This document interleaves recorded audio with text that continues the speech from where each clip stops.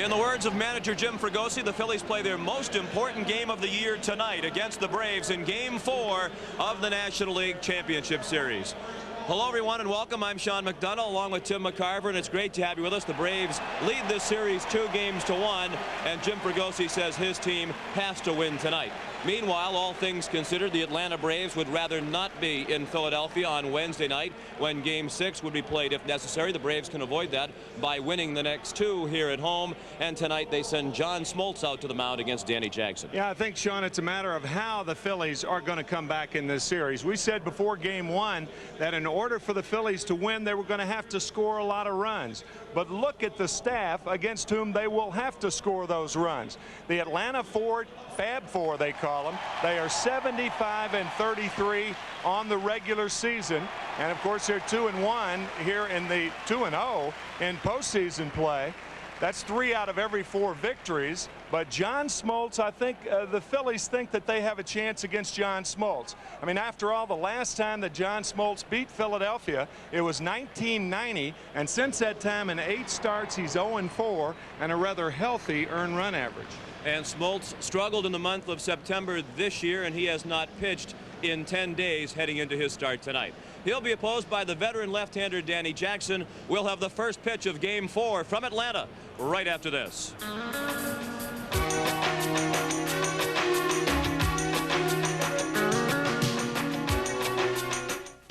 Hey, isn't that a Monterey Ranch chicken sandwich? Yeah, we just brought it back. Hey, isn't that your wife? Where? Ooh, could that dress get any tighter? It's back. Wendy's Monterey Ranch Chicken Sandwich. Hey, isn't that Haley's comment? Creamy ranch dressing with real bacon and Monterey Jack cheese on a whole breast filet. What a combination. What's my wife doing here? Where? Two can play this game. Wendy's Monterey Ranch Chicken Sandwich. You better buy 2. Hunger in the United States is at a record level. The best estimates are that there's 30 million people that are hungry in this country. There are many, many infants and young children who suffer from malnutrition. There's just no excuse for that kind of tragedy. What Share Our Strength does is we get resources to communities so that they can feed more people more effectively. It's going to take a lot to solve hunger in this country. We're grateful for American Express card members' support in helping to provide a meal every time they use the card. Now till December 31st, use the American Express card to help feed millions of people. The charge against hunger is a battle that we can win. Broncos, Cherokees, Pathfinders, any pickup or 4x4, on-road or off. Introducing the tough new LTX Light Truck Series from Michelin. Introducing a cereal from Kellogg's.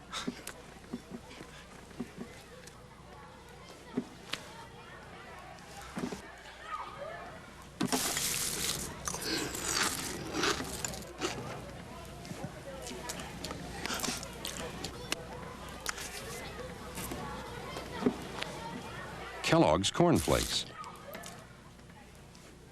Taste them again for the first time. CBS Sports coverage of Game 4 of the National League Championship Series is brought to you by Buick and your local Buick dealers. Buick, the new symbol for quality in America. AT&T, we help put your world within reach. And by Michelin, because so much is riding on your tires.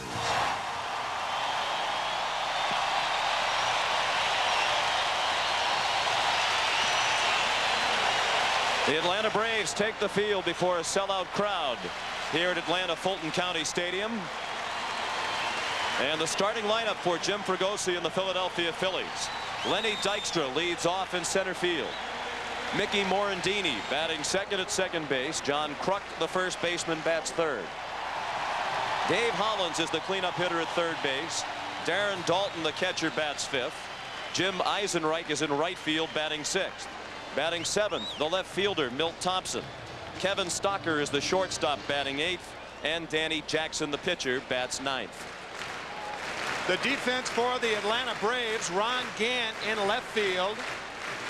Otis Nixon in center field. David Justice, his first hit in yesterday's game, a big one. He'll be in right field. Terry Pendleton has just been terrific the last 2 games. Jeff Blauser at shortstop. Mark Lemke, the other part of that double play tandem. Fred McGriff at first base. Greg Olson behind the plate. This will be his first starting assignment of the series. And John Smoltz, who has been a money pitcher for the Braves in postseasons past. 15-11 this year in 35 starts. And he is 5-0 in postseason play. Also working with us, Jim Gray. Let's go down to Jim and a report. James? All right, thank you very much. I had a chance to speak to John Smoltz, and he told me that his biggest concern coming off this layoff is that he's going to be too strong and too eager, and that could lead to some control problems in the early innings. Now, he said what he's going to do to combat that is that he's going to take his time in between pitches, and he's not going to rush himself. He says it's like a spring training game almost to him, that it's been that long since he's played. Sean? Thank you, Jim. We are ready to go. And Lenny Dykstra will lead off. Jim Fregosi says if our offense is going to get going, Lenny Dykstra needs to get going. He's just 3 for 13 in the series. One of his hits a solo home run. That came in game 2, the 14-3 rout.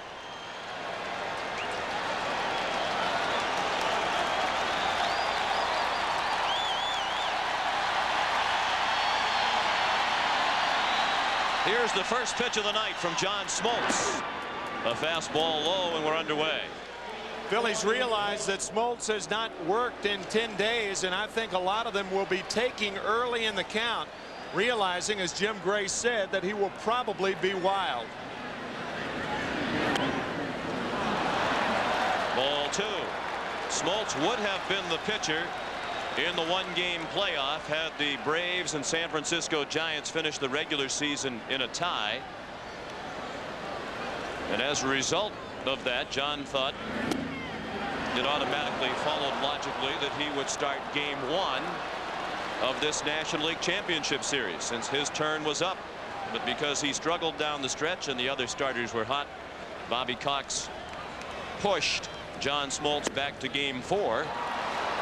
And Smoltz took a couple of days to recover from the disappointment, but he says that's all behind him. But he does have controlled trouble early on as he walks Lenny Dykstra on 4 pitches.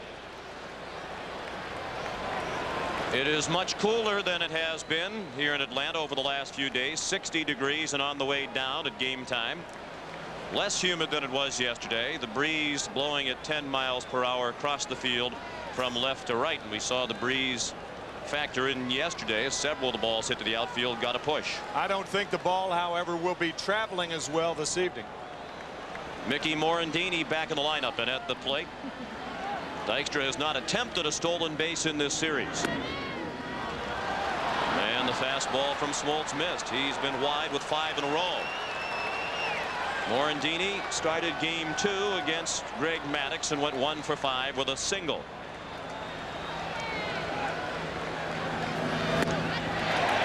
A strike. 1-1 on the Philadelphia second baseman.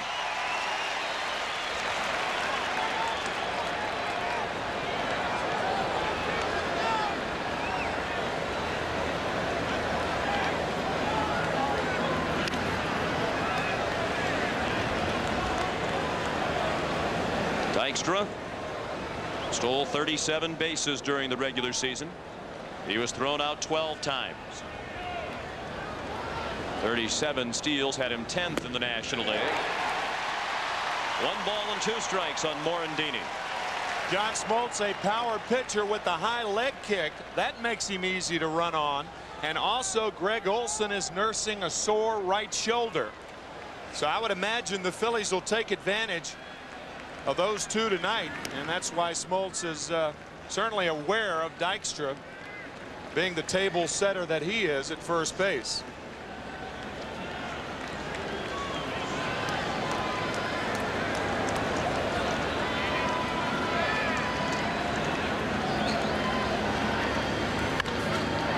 Down to first. Tricky hop, but McGriff stayed with it. And they eliminate Dykstra. The play goes 3-6. McGriff to Blauser. 1 out, and now Morandini is aboard at first. The umpires, Jim Quick behind the plate. He's in his 18th year as a National League umpire, his 4th NLCS. Jerry Crawford at first, Joe West at second, Bruce Fremming at third, Frank Pulley down the left field line, and Terry Tata in right. And the batter is John Kruk, 5 for 11 with a homer and 4 runs batted in the National League Championship Series. 3 of those runs batted in came yesterday when he went 2 for 4 and knocked in 3 of the 4 Philadelphia runs. Morandini stole a base in game 2, one of the 2 stolen bases for the Phillies in this series, and the only one that was contested. They gave Dave Hollins credit for a stolen base yesterday when the Braves let him have second late in the ballgame.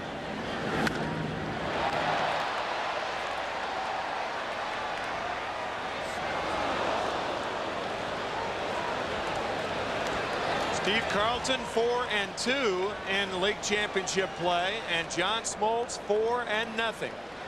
Pretty good guy with whom to be tied, and John Smoltz 4 strikeouts behind lefty. I should say 5 strikeouts behind him. Carlton with 39 Ks in league championship series play, and Smoltz with 34.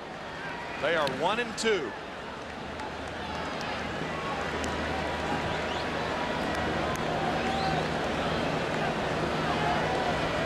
No balls and a strike on Kruk, with 1 out and a runner at first, just underway in the top of the first.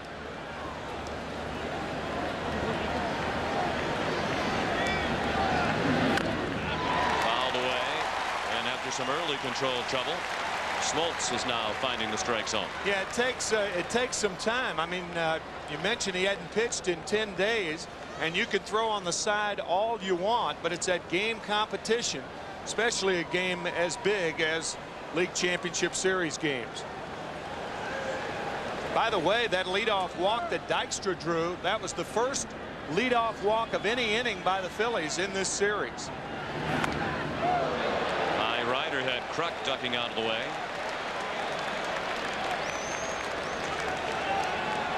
Jim Fregosi led the Phillies to 97 wins in the National League East title during the regular season. Of course, next year he'll be in the same division with the Atlanta Braves under realignment. Both the Phillies and Braves will be in the National League East next year. Kruk strikes out, chased the ball out of the strike zone. A high fastball from Smoltz for the second out of the inning and the first strikeout of the night for Smoltz. That's the one pitch that the Philly hitters want to lay off of. John Smoltz is a high ball pitcher.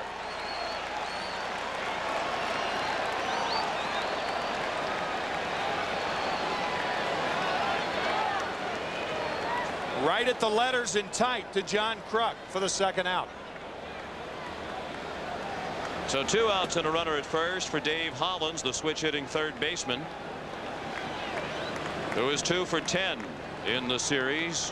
One of his hits, a 2-run homer off Greg Maddux in game 2.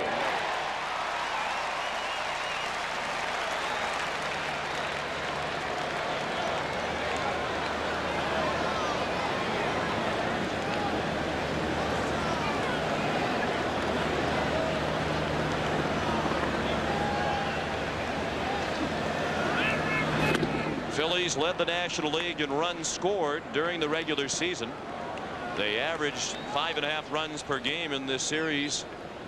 They're at 3.6 runs per game, and a big reason why. Dykstra 3 for 13, Hollins 2 for 10, and Darren Dalton, who is on deck, 1 for 11. Among their big bats, only John Kruk has performed at about the level you might expect or above it. And the Brave pitchers haven't accommodated them by walking a lot of hitters. Phillies as a group led the National League in walks this year. They led in runs scored, as you said, and Jim Fregosi and his staff looking for a little more offensive output by the Phillies bats.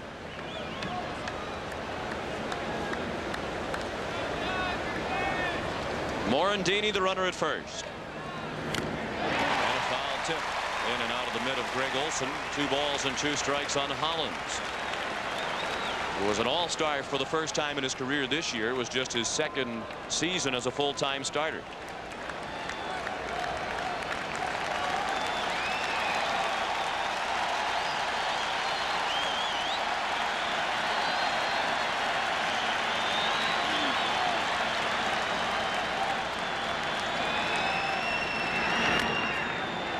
Golf foul past Mel Roberts in the first base coach's box. Bobby Cox. In his 12th year as a major league manager, including his time with the Toronto Blue Jays. Went off the field for a couple of years to become the Braves general manager. Said it's much more fun being in uniform and on the field. 2-2 the count on Hollins. Of course, Bobby deserves a lot of the credit for putting this team together while he was general manager. So many of the players who are key parts of this Braves lineup were acquired by Cox.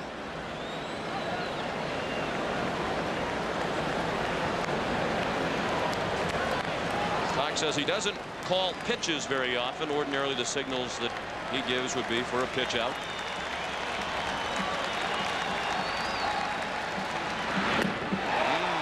Where did that one miss? That's what Smoltz wanted to know as he started toward the dugout.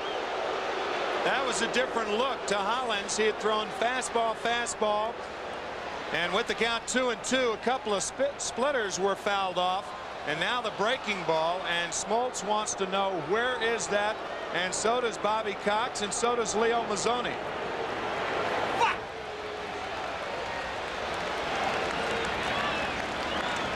Leo said that was strike 3. Now the payoff pitch, and that is strike 3. Back-to-back strikeouts for Smoltz to end the inning. After a half inning, the Phillies nothing, and the Braves coming up.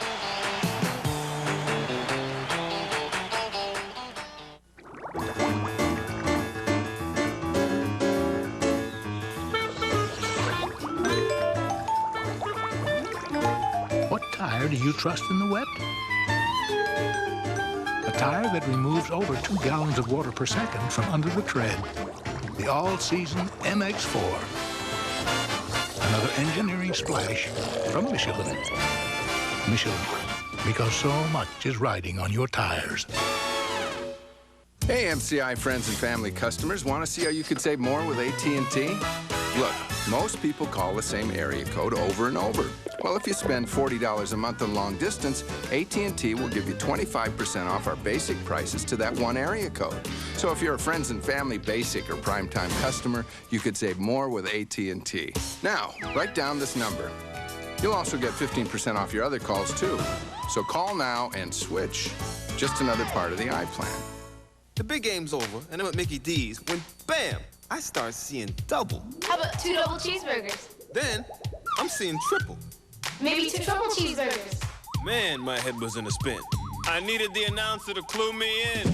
Hurry in for McDonald's Double Plays. Get 2 double cheeseburgers for $2, 2 triple cheeseburgers for $3, and a great deal on a triple cheeseburger extra value meal with fries and a Coke Classic. Thanks. What you want is what you get. Y'all are in the right place. At McDonald's today.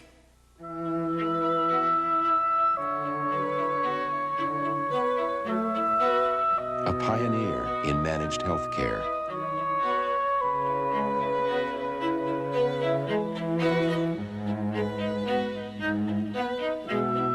A major resource to help fund your child's education.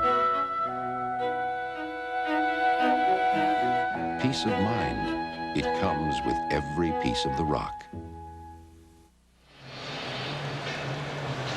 The lineup for Bobby Cox and the Atlanta Braves tonight. Otis Nixon leads off in center field. Batting second, the shortstop Jeff Blauser. Ron Gant hits third and left field. The cleanup hitter is the first baseman Fred McGriff. Batting fifth at third base Terry Pendleton. David Justice, the right fielder, hits sixth. Greg Olson gets his first start of the series behind the plate, hitting seventh. Mark Lemke, the second baseman, bats eighth. And the pitcher John Smoltz hits ninth against Danny Jackson. Danny Jackson is a completely different type of pitcher than John Smoltz. Jackson relies on keeping the ball down, where we said Smoltz relies on strikeouts up in the strike zone. Otis Nixon had his first relatively quiet day in this series yesterday. Turned to bunt when jumping out of the way and took the first pitch from Jackson for strike one. Danny Jackson is 31 years old. In his first year with the Phillies.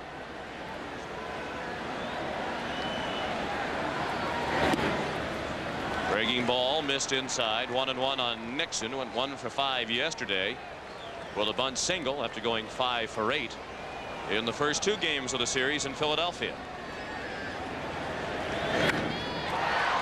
Out of play into the stands and right.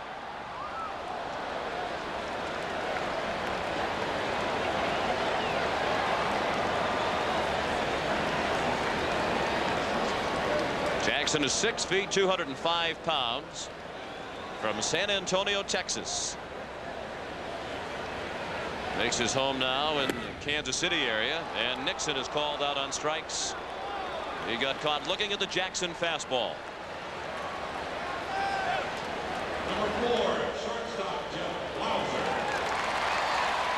Danny Jackson so far is matching John Smoltz in velocity. Jackson throwing awfully hard.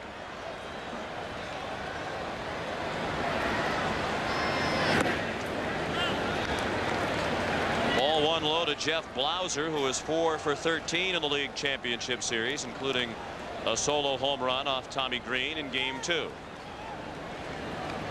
Jeff went 2 for 4 yesterday and scored twice, and he is even in the count now. 1 ball and 1 strike. You saw Dave Hollins fouling balls back the other way against John Smoltz, and pitching coaches love it early in the inning, early in the game, to see hitters fouling balls the other way off a power pitcher as they're doing Danny Jackson. Broken bat pop-up could be a problem. Morandini, a nice running play. He had a long way to go toward the line and made the tumbling catch for the 2nd out of the inning.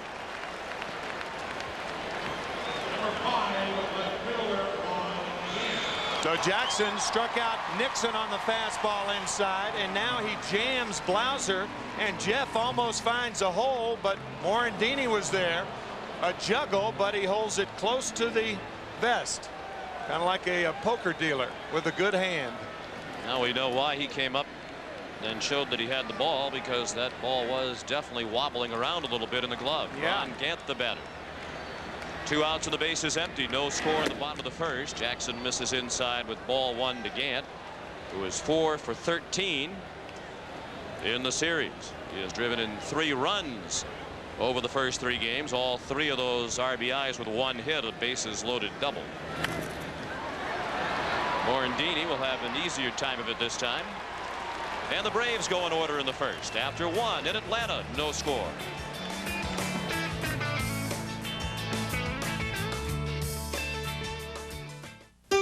Andre and Michelle, 2 Europeans, are going to tour America and sample the best the new world offers.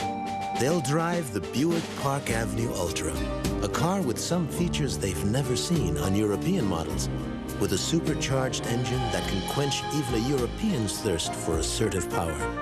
They'll see America in the world's most aptly named car, Ultra from Buick, the new symbol for quality in America.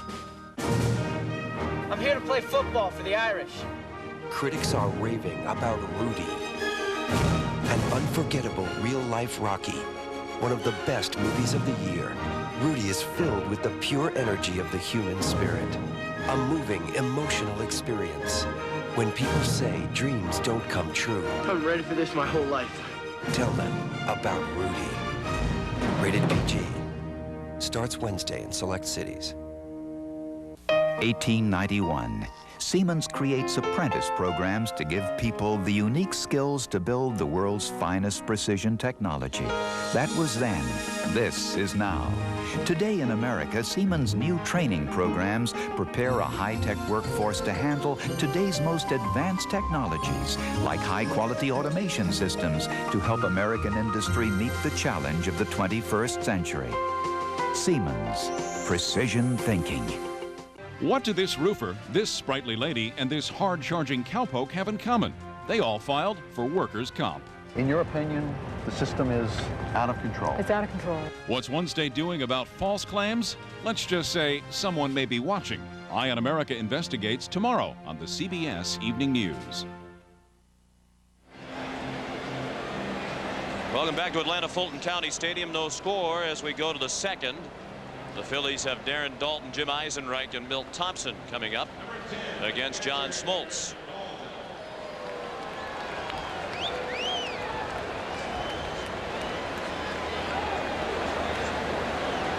Dalton strides to the plate, just 1 for 11 in the series. His one hit was a single in game 2.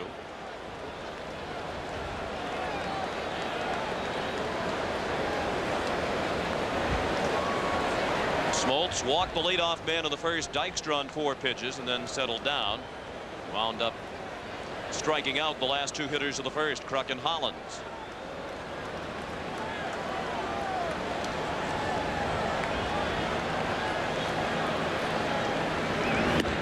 We talked a couple of games ago about Darren Daulton and how for a while he was not particularly a fan favorite in Philadelphia, and it really took him a while to establish himself as one of the premier catchers in all of Major League Baseball, as he certainly is now. As a matter of fact, Jim Fregosi, his manager, calls him the best catcher I've ever managed, and that includes Carlton Fisk.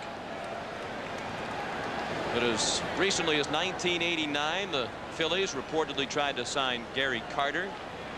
Then they were reported to have pursued Tony Pena and Sandy Alomar Jr. But in 1990, Daulton went out, had a what would be a below average year now by his standards, 12 homers, 57 runs batted in, and wound up signing a multi-year contract for multi-million dollars that was criticized at the time. Now it seems like a bargain. To the count, 3-0. Smoltz ties his shoe behind the mound.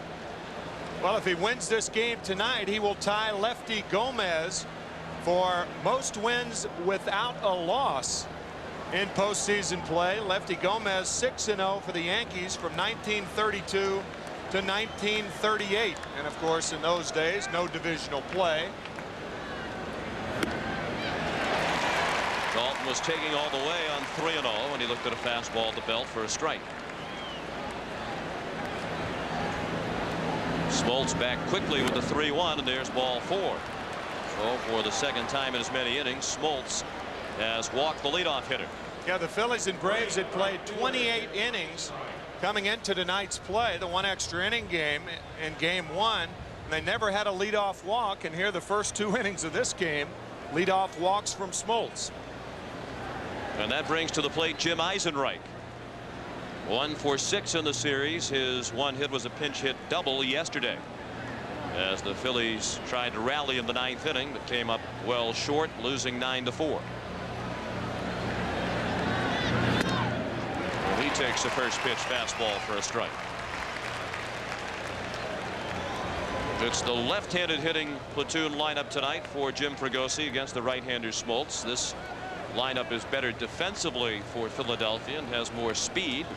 Fregosi thinks he gets more offense with the other lineup, with Incaviglia Chamberlain in there.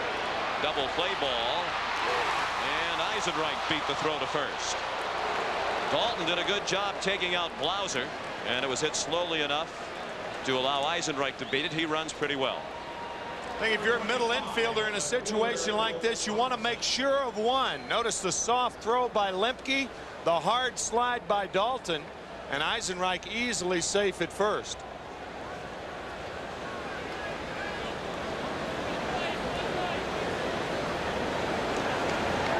And that brings up Milt Thompson.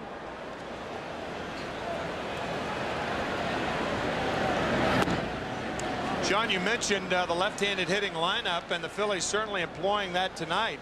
Another reason they're doing that is that right-handed hitters hit 199 against Smoltz this year, the 4th consecutive year that right-handers had batted under 200. So he eats right-handers up, and left-handers give him problems. Thompson still looking for his first hit of the series. He had 262 during the regular season. He was the starting left fielder in the season opener this year for Philadelphia, and that has been a revolving door position over the last decade plus for the Phillies. Milt was the 11th different left fielder in as many season openers for Philadelphia. That's when they had Greg Luzinski there in the 70s for a decade, and then when he left, the Phillies had a very difficult time replacing that position. Before we rattle off the list of names of all the different starting left fielders for the Phillies over the last 11 years, we'll give the folks at home a chance to think about it, see if they can come up with 1 or 2 of them. All right, that's enough time. Time's up.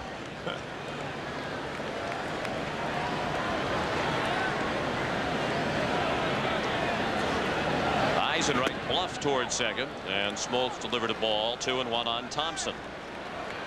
Well, since 1983, the season opening left fielders for Philadelphia have been Gary Matthews, Glenn Wilson, Jeff Stone, Gary Reedus, Mike Easler, Phil Bradley, Ron Jones, John Kruk, Von Hayes, Wes Chamberlain, and this year Milt Thompson. You can see Ron Gant over near the line. He's the Brave left fielder, of course. And look at Otis Nixon in center. One of the telling things in this series is Nixon's defensive play. He shades all the left-handers toward left center field and most of the right-handers toward right center field.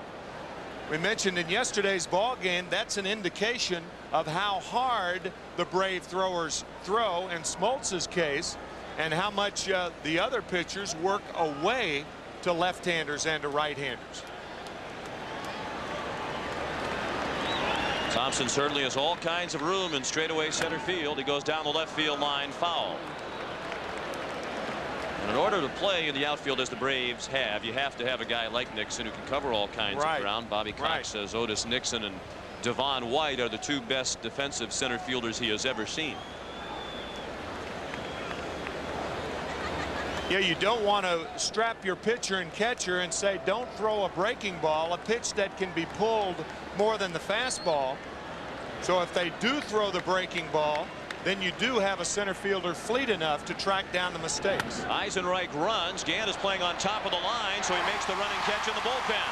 Eisenreich a little bit slow, realizing that Gant caught it, but he's back to first safely with 2 outs. Well, Eisenreich went for the decoy then on a foul ball. You may have seen Lonnie Smith do that in Game 7 when he was with the Braves 2 years ago in the 8th inning. But there's where that outfield defense really comes in handy. Ron Gant catches a line drive 10 feet foul, avoiding the bullpen. But look at Eisenreich. He can't find the ball. He doesn't know where it is. And he hurries back to first base. I think had Gant come up throwing, he may have had a play on Eisenreich, but the throw went into second base. But that is remarkable when a left fielder can catch a ball in foul territory, a line drive, a ball with not a lot of hang time, 10 feet foul. Kevin Stocker, the hitter. 3 of his 4 hits in this series were yesterday. That's a foul ball into the Braves bullpen area. And Gant could do the same thing with Stocker at the plate that he just did on Thompson. Again, he is on top of the line, and again Otis Nixon is well over toward left, although not as dramatically as he was for Thompson.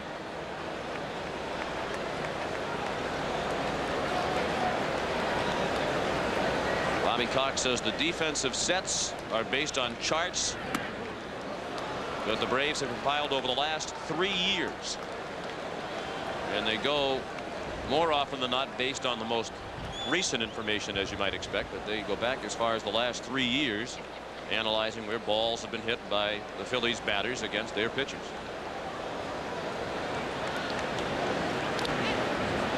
Eisenreich at first with 2 outs. We're in the top of the 2nd, no score. In Game 4 of the NLCS, the Braves lead 2-1, having pounded the Phillies in the last 2.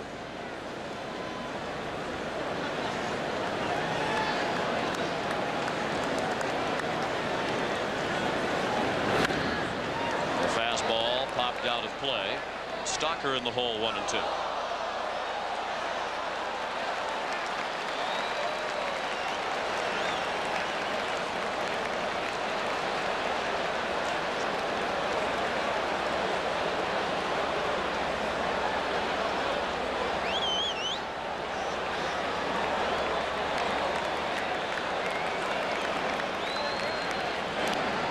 Eisenreich back to first.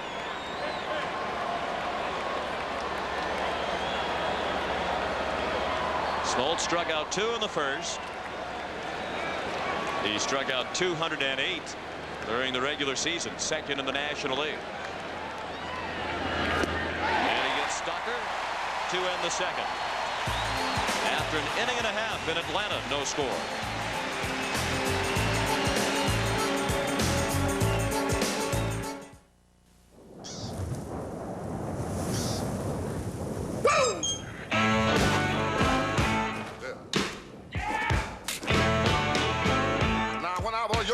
Cold filtered, Miller Genuine Draft. For those who've discovered its smooth draft taste, the world is a very cool place. But now I'm a man, way past 21. Someone very special is on that train. That's why you're driving a Buick LeSabre. You love its powerful V6 engine, anti-lock brakes, and steel safety cage body unit. But you bought LeSabre for the dual airbags, one for you and one for that very special person who sits next to you. LeSabre from Buick, the new symbol for quality in America. Go ahead, make a wish. Then share it with your Allstate agent, who knows planning makes wishes come true, and who can outline a life insurance plan to assure family security and college funding and a comfy retirement are in the stars for you. So make your wish and trust it to your Allstate agent, who wants to be your agent for life. Movie Jam. I love this place.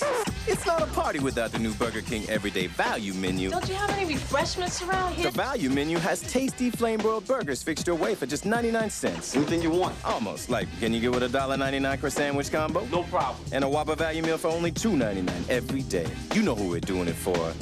For me. Check your Burger King Value Menu for their everyday low prices. We all gonna shoot over to Burger King. Burger King? Try the new Everyday Value Menu. This is the jam. Hey, you kids! Get off the field! Catch actor Matt Dillon and comedian George Miller on Late Show with David Letterman, Monday.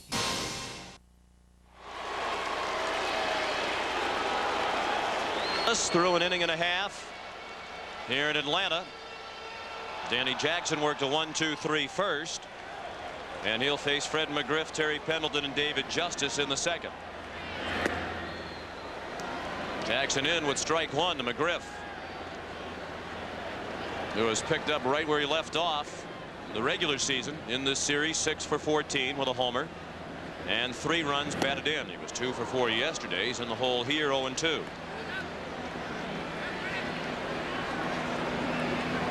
Jackson faced the Braves in the postseason last year while pitching for the Pittsburgh Pirates in the NLCS. And it's not a pleasant memory for him. In game 2, he was the starter and lasted only an inning and 2/3. He departed, having surrendered 4 runs, and the Braves went on to win the ball game. Then he did not pitch again in the series that went 7 in the hole. Base hit. Fred McGriff, a bounding ball single just past the dive of Mickey Morandini, and that's the first hit of the ball game. Danny Jackson gets so low when he releases the ball that often his left arm will hit his right shin when he finishes. Watch. For that reason, he wears a sponge on his right shin, because back in 1988, he came up with a nerve disorder in the underbelly of his forearm, and that caused a tingling sensation in his forefinger and middle finger on his left hand. So that's the reason he wears that sponge on his shin. Terry Pendleton, the batter. Like McGriff, he comes to the plate for the first time tonight, 6 for 14 in the series. Terry leads all players in this series with 5 runs batted in. 2 of those came yesterday when he went 2 for 4, and he also scored 2 runs.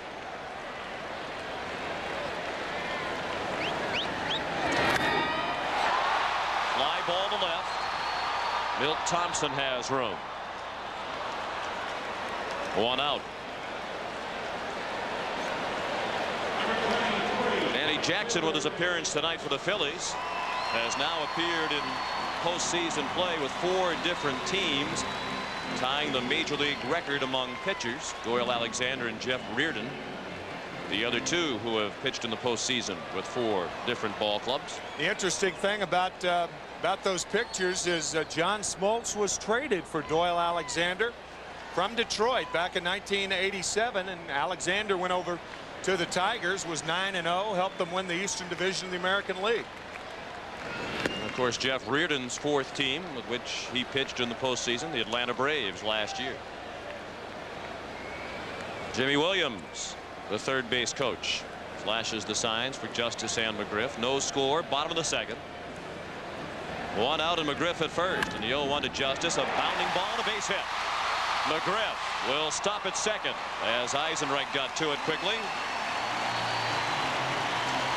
And David Justice has his second hit of the NLCS. That will bring up Greg Olson, and here's Doug Drabeck's scouting report on Greg. Greg Olson. You need to keep the ball down on him. He likes to pitch away so he can get extended, so you need to use both sides of the plate, and you also need to use a good amount of breaking balls. I think a double play situation, it'll be the first thing that Doug said, fastball down and away. That's where Dalton set up, and Jackson hit the target for strike one on Olson, who's batting for the second time in the series. He appeared in game one and had a double in the 10th inning. He hit .225 during the regular season.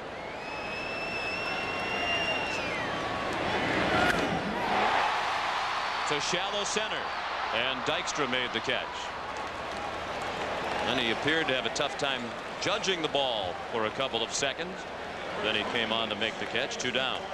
One thing a catcher doesn't want to do with the runner at second base is set up too early. And Dalton is very, very shrewd behind the plate. He'll give the sign, get on his toes on the balls of the feet, and when Jackson is ready to deliver the ball, and only then will he move to where he wants it. Otherwise, the runner at second base will give away location to the hitter. It's all right with no runners on second, but with that runner out there, there are many ways to give away location to the hitter. A bullet by Lemke and a fair ball down the left field line. McGriff comes around to score. Justice will be stopped at third. It's a double for Mark Lemke and a 1-0 Atlanta lead.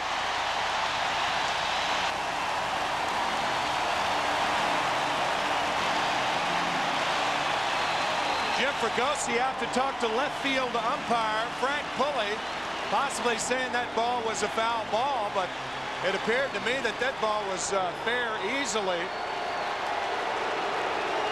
About 1.5 feet fair. It was definitely fair. Watch Jimmy Williams come right to the bag and hold David Justice there. Otherwise, you get a left fielder and a relay man to throw behind the runner, as the Phillies tried to do. Well, the only thing that Fregosi could be arguing, it would appear, was whether or not it was a fair ball or a foul ball. Frank Pulley did give kind of a strange call because he was trying to get out of the way. And maybe Fregosi was saying you had your back turned, and that's what he's arguing. He's pointing in two directions at the same time, and his first indication was with the left-hand foul, but Frank got it right. It's a double for Lemke. It was definitely a fair ball, but when an umpire throws up both hands, often that will mean that it's a foul ball, and that's what Fregosi was, not often, always. So I think Pulley, trying to get away from the ball in his haste, just threw up both arms in self-defense, and Jim is saying, hey, you called it a foul ball. But clearly that ball was fair. And Smoltz is the batter. Well, ordinarily, the umpire would point fair ball along the left field line with his left hand, but ordinarily he'd be facing home plate. Unfortunately for Pulley, because he got spun around, he was facing the outfield fence when he made the call. Smoltz fouls it away to the right. Of course, the only thing that might have caused a problem by raising both arms is if the fielders had stopped thinking it was a foul ball, but Milt Thompson never stopped. He kept sprinting after the ball. And there's Pulley saying he's pointing left, and that's what Fregosi was saying, and now he points right. That's one of the few times that too many umpires are bad in postseason play. That would have been a very simple call had you only had a third base umpire. He simply turns around and calls it fair. But because of Pulley trying to get out of the way of it, a confusion existed. It has been a very well umpired series. The 1-2 to Smoltz. Fastball high. Well, Danny Jackson couldn't survive the second inning in his LCS start for Pittsburgh against Atlanta last year, and now he's in trouble here in the second inning of this ball game. 1 run in, 2 more in scoring position with 2 outs, and a 2-2 count on Smoltz. And that's just outside. Full count now with Otis Nixon waiting on deck.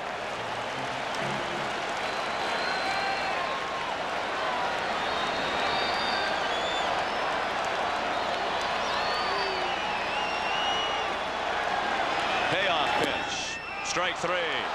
Smoltz thought it was ball 4 and started toward first, but Jackson has his second strikeout of the night. 1 run for Atlanta in the second.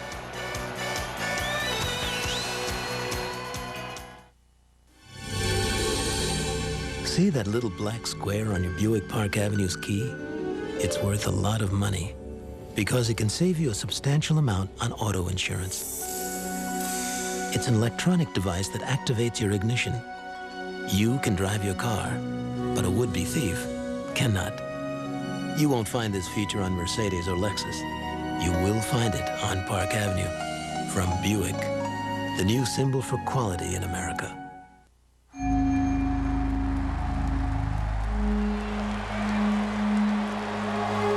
My wife asked me for a diamond, so naturally I went to True Value, where the guy got me the right brush, roller, all the right stuff.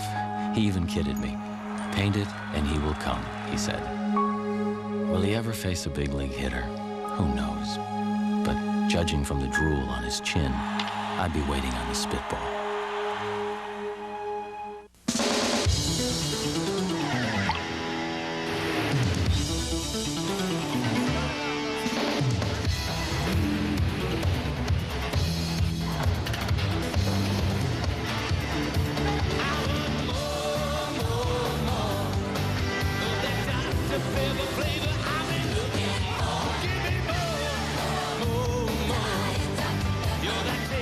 Diet Dr. Pepper, the taste you've been looking for. You're unbelievable.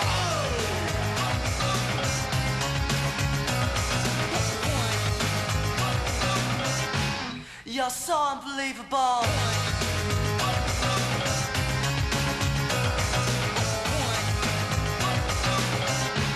You're unbelievable.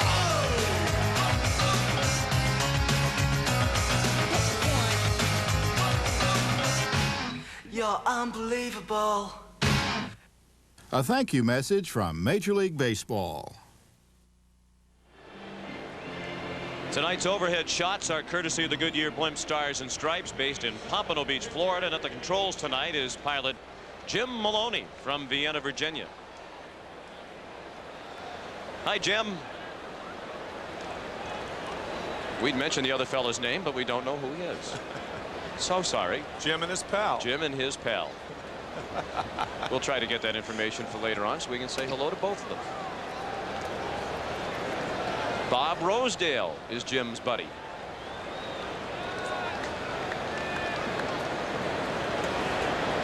And Danny Jackson is the leadoff hitter.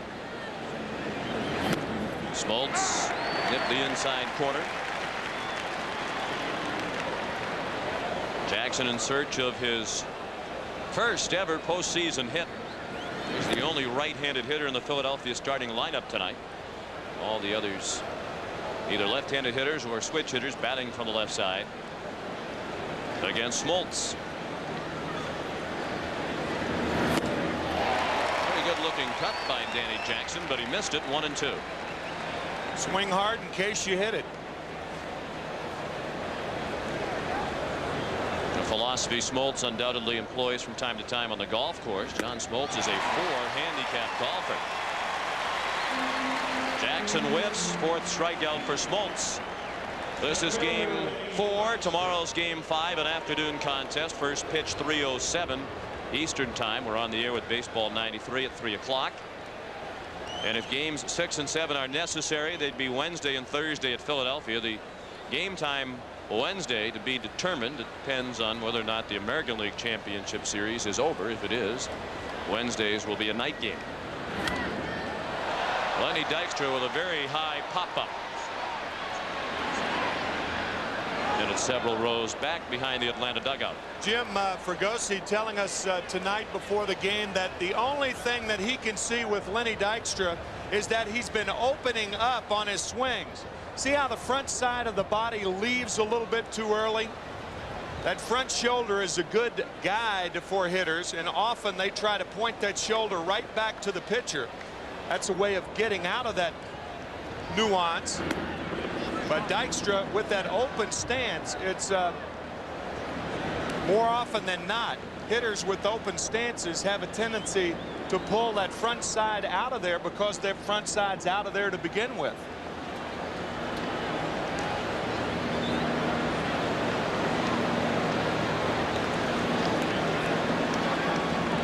A ball and a strike on Dykstra. Mickey Morandini is on deck. 1-0 Atlanta in the top of the third. Sharp ground ball and a base hit. Dykstra has his 4th hit of the series. A 1-out single to right here in the third. Second baseman Mickey Morandini.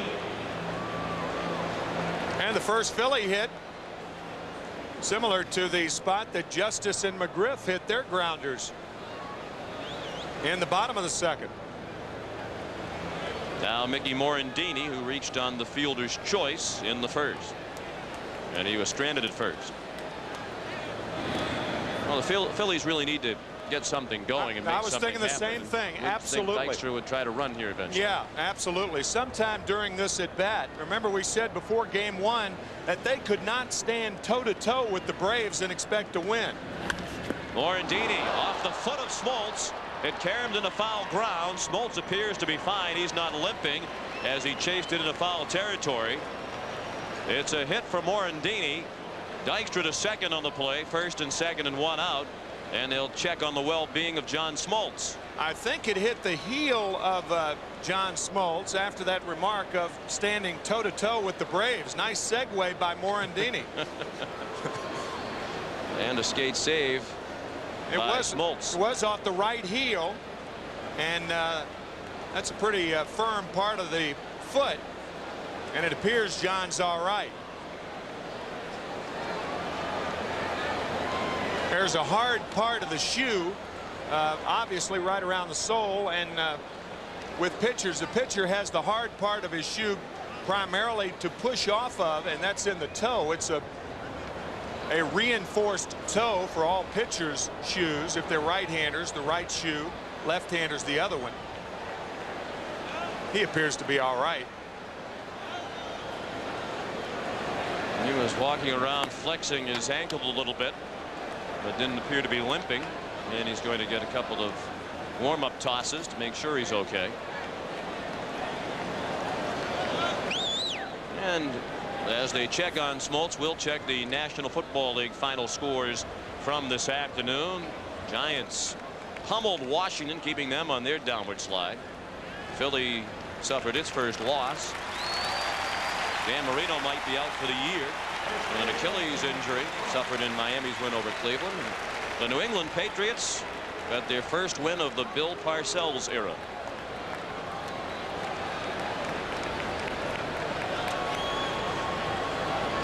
Smoltz will continue, and he'll work next to John Kruk, who struck out swinging at a high fastball back in the first.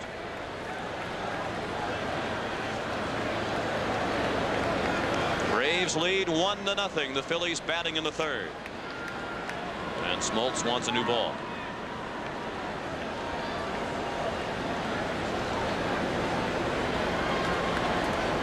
We had the breeze listed at 10 miles per hour, but time to time there are gusts much more considerable than that. And we noted earlier the ball really got aided yesterday when it was hitting the air to the outfield, including the home run hit by Kruk. It looked like it was going to be a routine fly ball, but it kept going, wound up back in the seats. When the ball was in the air, Ron Gant thought he had a chance to catch it. He was stunned that the ball was well back into the left field bleacher. Phillies hitting under 200 in this series with runners in scoring position. Good breaking ball, fooled Kruk, who tried to check his swing, but it was much too late. A ball and a strike. on the son of Kaiser, West Virginia.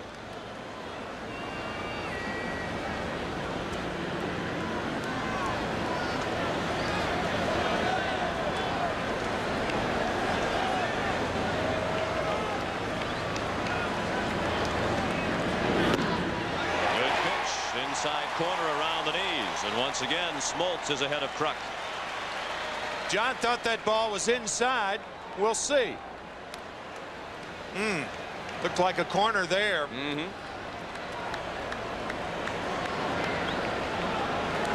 Jim Quick might have had an argument either way.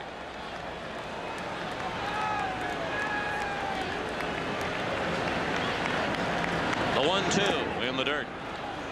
And blocked by Olson. Olson excellent at blocking balls in the dirt. The big reason why he handles Smoltz, who throws so many in the dirt. Smoltz with 13 wild pitches this year, third most in the league, and of course we watched him on court 2 during his stint in the All-Star game. Yeah, he led the National League in wild pitches 3 years in a row, third this year. 2 balls and 2 strikes. 2 men on with 1 out. 1-0 Atlanta in the third. And Kruk goes down swinging again, this time on the breaking ball. 2 strikeouts in the inning and 5 already for John Smoltz. That'll bring up Dave Hollins, and here's what Doug Drabick told us about Hollins. Dave Hollins, switch hitter with power, equal power from both sides. He's a patient hitter, which makes him a good RBI man, and he will crush mistakes up in the zone. Up in the zone and out over the plate. Dave Hollins, like a lot of power hitters, they like to extend their arms. There's a ball in the dirt, and the Braves caught a break. It hit the home plate umpire Jim Quick after it bounced behind Olson, and that prevented it, it appeared from our vantage point, going to the backstop. You could see that look of wonderment on the face of Greg Olson, saying, how did that happen? Matter of fact, Sean, you mentioned the all-star wild pitches. Guess who the catcher was? Darren Dalton. 6th inning. Matter of fact, 2 wild pitches during the all-star game. Juan Gonzalez. There it is. It got through Dalton. That was the first pitch Smoltz threw upon entering the ball game. So Smoltz has made a skate save in this inning, and Jim Quick just made a pad save. A lot of tension on goaltending in this city last year when Manon Rhéaume became the first female to play professional hockey right here in Atlanta. Goaltender. Well hit and a foul ball.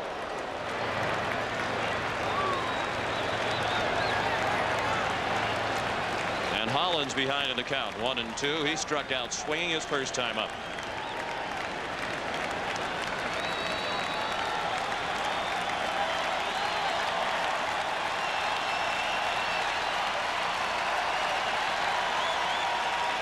Smoltz has given up 2 hits in the inning.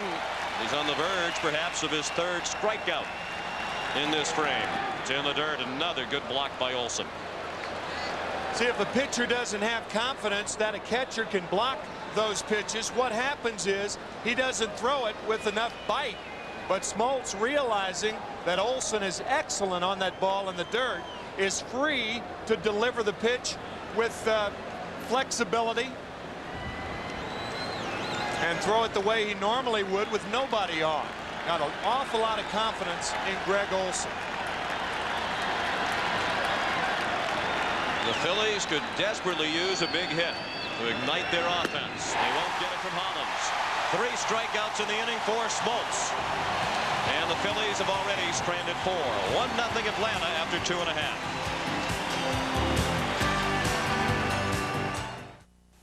This year during the World Series, Budweiser will bring you the game within the game. The Budweiser World Series Classic. To play, go to your favorite store, look for this sign, and pick up an official game card. Then catch the Budweiser Classic play during each game of the World Series. Each one's worth $100,000. Who knows? You could make the greatest play of the series. Nice catch.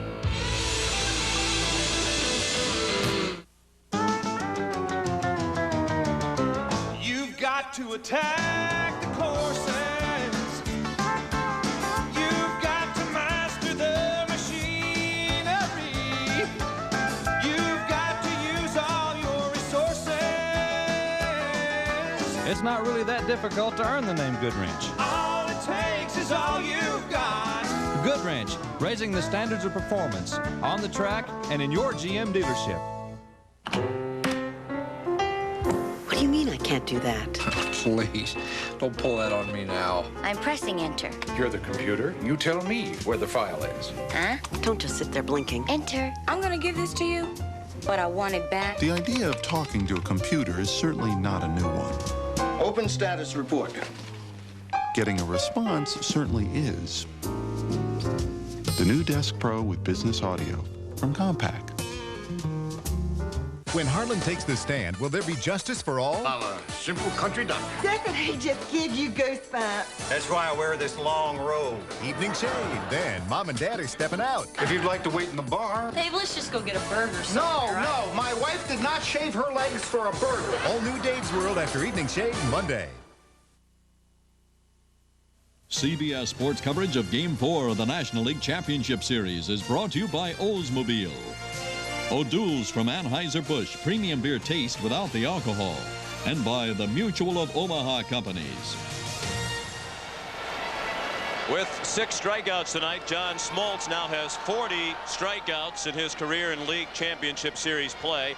That is a National League record. Only Nolan Ryan and Jim Palmer have more strikeouts in League Championship Series play than John Smoltz. He has been their man in postseason. As a matter of fact, the last 3 years, or the last 2 years, we talked about how he is 5-0, and he has been the Game 7 pitcher in 3 postseason series. The National League Championship Series in '91, the World Series in '91, and the LCS last year. Danny Jackson working to the top of the order in the 3rd. The Braves bat with a 1-0 lead. And Otis Nixon up there with a count of 0-2. Jackson struck out Nixon, leading off the Atlanta first. Danny gave up a run on 3 hits last inning. Nixon, then Blauser and Gant due up here in the 3rd.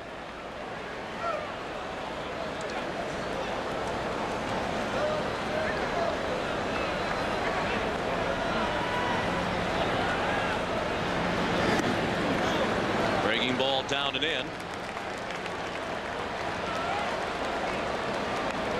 6 strikeouts for Smoltz. He's only given up 1 hit. 2 hits rather. One of them off his foot. Nixon fouls it straight back and out of play. Of course, it still remains a question as to whether or not Otis Nixon will be a Brave next year. The option year in his contract is next year, and it's Otis's option. For a while he said he wanted to be traded earlier this year. Now he's talking about returning, even if it is apparent that Deion Sanders will be the starting center fielder next year. Otis has his home in the Atlanta area, has a business here. He'd like to stay. He's out.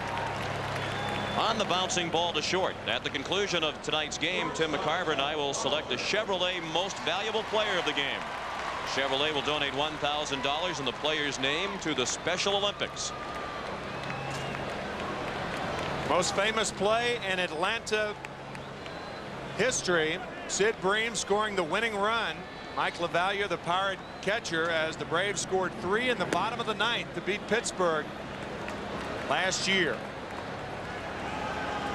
Jeff Blauser hit the little pop-up out in a shallow right, the ball on which Mickey Morandini made a nice tumbling catch in the 1st inning.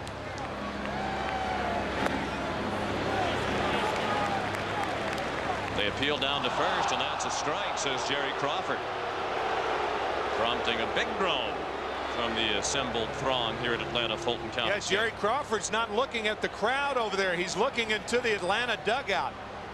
I don't know. It didn't look like Blauser went around to me. I would concur. Good pitch outside corner around the knees. 1-2 on Blauser. And Bobby Cox didn't think it was a swing either.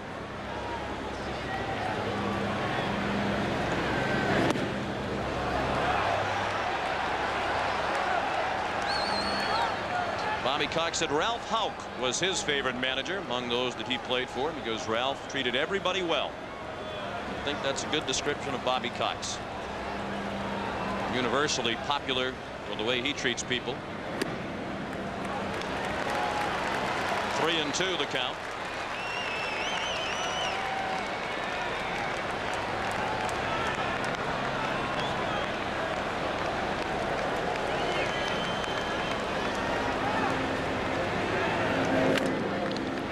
Broken bat, bouncing ball foul, and Blauser will need a new weapon.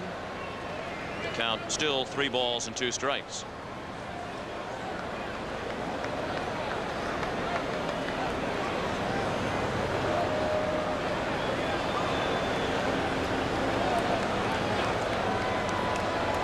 Leo Mazzoni in mid-game rocking form in the Braves dugout.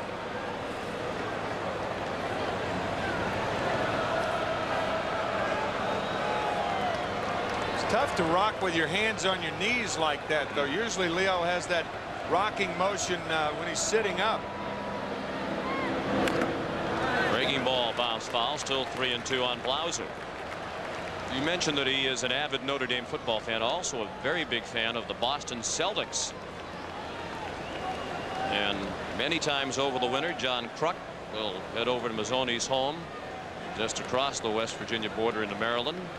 And they'll barbecue late into the night, have a couple of beverages, and watch the Celtics on TV. Blauser walks. We told you about that memorable moment. Sid Bream, the won't be good enough for Atlanta. They've been there twice without winning, and to a man, they say that the season won't be complete if they don't win it all this year. There is Sid Bream in the background, more or less relegated to the role of spectator these days with the arrival of Fred McGriff.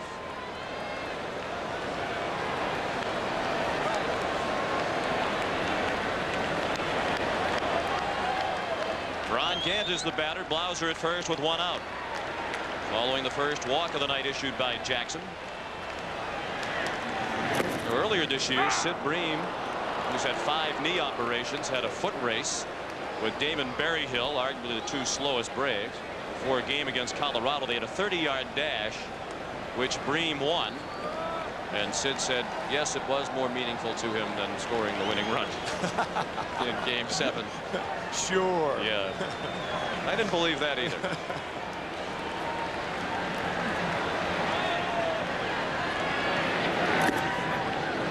Gant looked at a ball just inside. Ron popped to second, ending the first inning.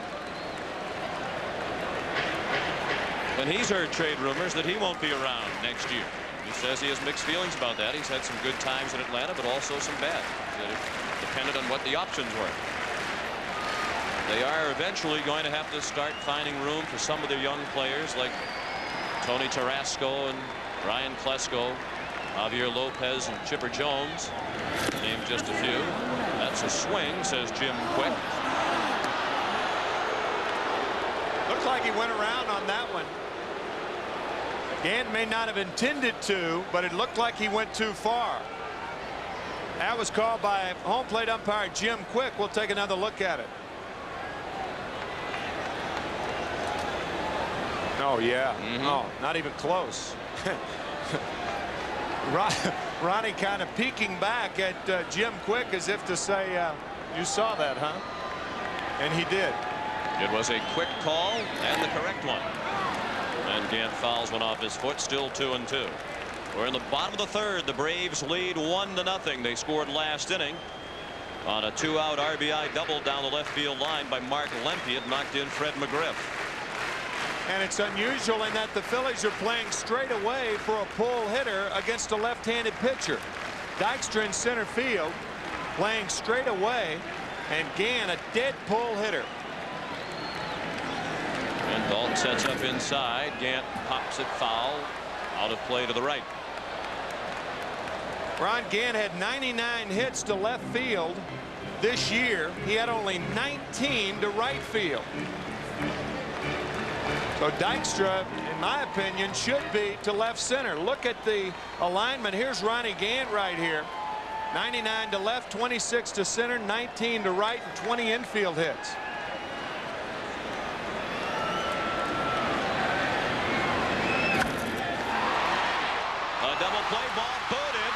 But fortunately for Stalker, he kicked it in the direction of Morandini. So they got the one out at second on Jeff Blauser. And there's another play that won't go into the books as an error against Philadelphia, but one that is potentially costly. Especially with the big part of the order coming up. Booted by Stalker, but booted in the right direction as Morandini simply picks it up to get Blauser.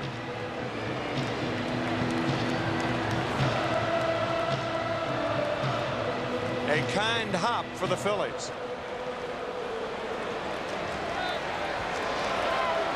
Fred McGriff, the batter. And he waits as Gant drew a throw. McGriff singled leading off last inning, and he scored the only run in this game. He is now 7 for 15 in the series.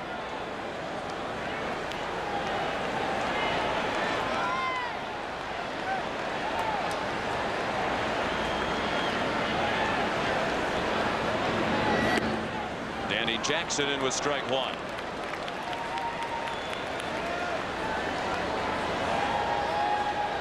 Fred McGriff, we talked about Ron Gant. Now look at Fred McGriff. Where Gant is a pull hitter, McGriff uses all parts of the field in which to hit.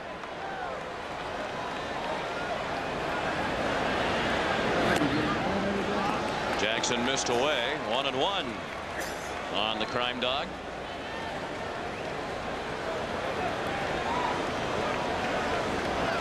Gant the runner at first with good speed. He's held on by Kruk with 2 outs in the third. 1-0 Atlanta.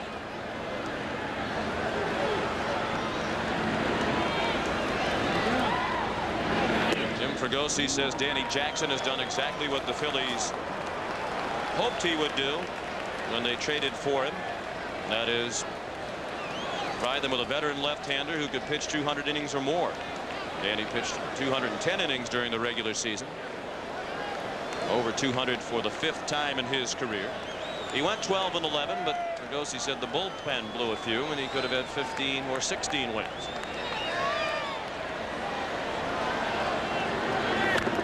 McGriff chops one foul, 2-2. Danny throwing awfully hard tonight. He is what hitters refer to as a one-speed pitcher. That doesn't mean he throws all fastballs, but his breaking pitch is a slider. And a slider is not an off-speed pitch. It's often thrown as hard as the fastball. And certainly in Jackson's case, that's the case. And runs, and McGriff fouled one off Dalton.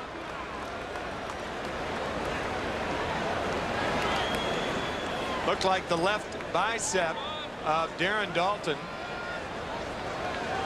Well, then it didn't hurt because that's right. There's plenty of padding there. Talk about put together. Players say, some of the Philly players say that pound for pound, Darren Dalton is the strongest guy in the National League. I think it went off the back of the hand and then the upper part of the left knee. The knee is protected now with that other flap over the knee. That did not used to be the case in shin guards 20 years ago. Darren appears to be all right. The 2-2 with Gant running is ball 3. Dalton's throw, a good one, and Gant is caught stealing. Braves still have not stolen a base in this series, and we'll return to Atlanta Fulton County Stadium after this message and a word from your local station. How much romance can you stand? So where's it taking you? To dump. How much passion can you take? Corn nuts. Okay.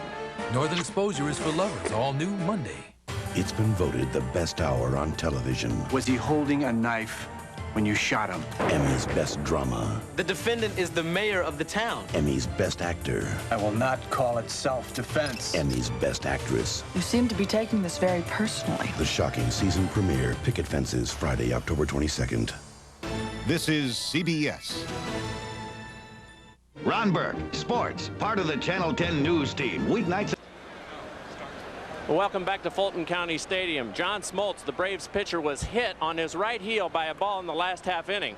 Well, he spent most of the time with Dave Pursley, the Braves trainer, who told us that his right heel is now very sore, and he was limping most of the time throughout the dugout And before he went back out to the game, he went back in. They decided not to take the shoe off for fear that it would swell up. But he has a very, very sore right heel. Could cause him problems as the game goes on. Sean? Thank you, Jim. Smoltz' first pitch of the fourth, the ball high to Darren Daulton, who walked his first time up, so he's still 1 for 11 in the series. 1-0 Atlanta as the Phillies bat with Daulton, Eisenreich, and Thompson to hit against Smoltz. I'm saying this kind of half in jest. I mean, Darren Daulton gets hit twice with the catcher's equipment on, and Jim doesn't do a report on him. He does it on Smoltz. Spoken like a former catcher. That's right. Daulton has now thrown out all 3 Braves who have tried to steal in this series, and Ron Gant had been 11 for 11 in stolen bases in his career in the postseason. Prior to the caught stealing moments ago, Lemke didn't get it there in time, and that will likely be the first Atlanta error of this league championship series. And a rare misplay by Lemke. Ordinarily, he eats that one up. The ball stayed down on him. It hits the heel of the glove and crawls up the arm and has enough hang time. When it finally comes down, Daulton, who is a fast runner, before the knee operations, he used to be a very fast runner, but he beats it rather easily. So an error on Mark Lemke, the first Brave error of the series. And the batter is Eisenreich, who reached on a fielder's choice his first time up.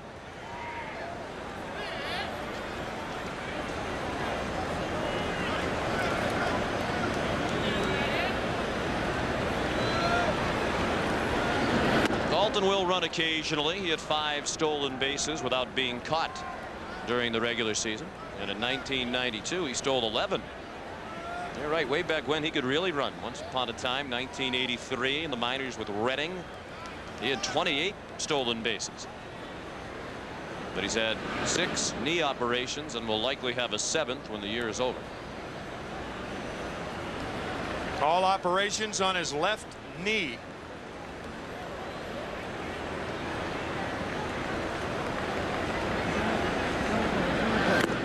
Prior to tonight, the Phillies had been having difficulty in this series getting the lead man on, but not tonight.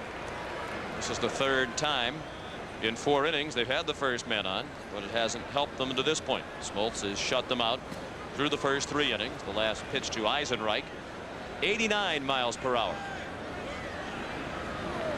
The 1-2, well hit to left, but right at Gant.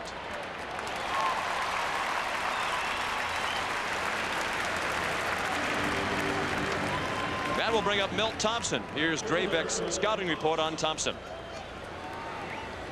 Milt Thompson, good low ball hitter. You need to locate your fastball in and out on him. Changeup and curveball are effective pitches on him, and he has some pop. Low ball hitter, high ball pitcher. So a tough assignment for Milt Thompson. Bounce down the line. That's a fair ball. Heading toward the bullpen. A long run for Justice to get to it. Daulton is being waved around. Now stopped at the last moment. And Thompson has run up his back. They get away with it. Larry Boa with a very late stop sign. And Daulton really struggled to put on the brakes. He was a long way around third.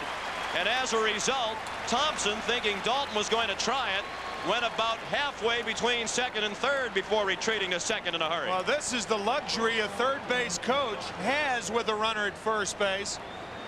Rounding the bag on a ball hit down the line behind the runner. Daulton thinking about scoring, and look how far up the line Boa is. He realizes there won't be a play at third base, so he waves Daulton back, and Thompson, alertly looking up to see Daulton stop, retreats to second. So now the tying run is at third and the go-ahead run at second for Philadelphia with 1 out and the number 8 hitter Stocker up. Undoubtedly, with first base open, they'll work very carefully to Stocker. The pitcher Jackson on deck. Stocker struck out swinging in the 2nd inning. They may go up the ladder on Kevin and try to get a pop-up out of him. Just throwing fastballs out of the strike zone up.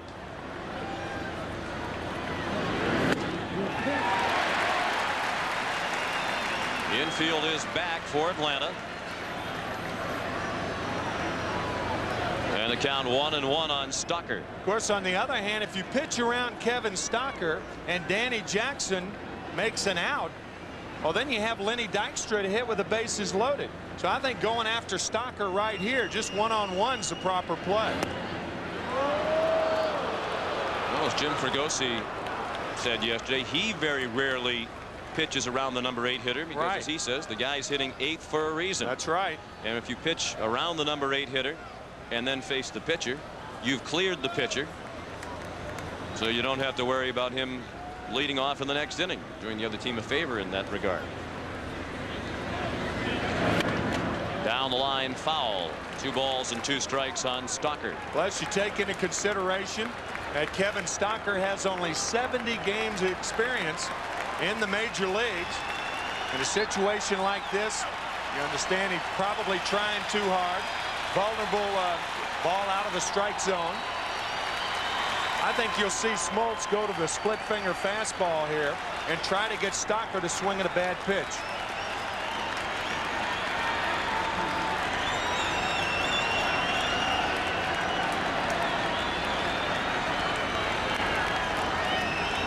He is way up on the bat handle now. The 2-2 pitch.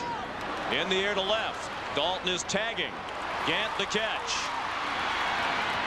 And Dalton scores. Philadelphia has tied the game at 1. The sacrifice fly for Kevin Stocker, his first ever postseason RBI. And a fine job by Stocker. He got the fastball and drives it deep enough to left field to score Darren Dalton. Good job by Kevin Stocker. And the Phillies capitalize on the Lemke error that opened the inning, allowing Dalton to reach. It'll be an unearned run charged to Smoltz. And now the go-ahead run is still at second with 2 outs for Jackson, who struck out swinging the last inning.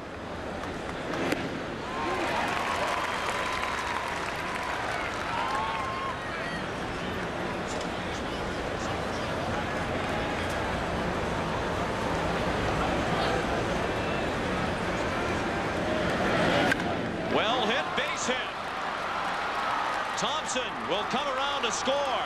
And the Phillies take a 2-1 lead on a single by the pitcher, Danny Jackson.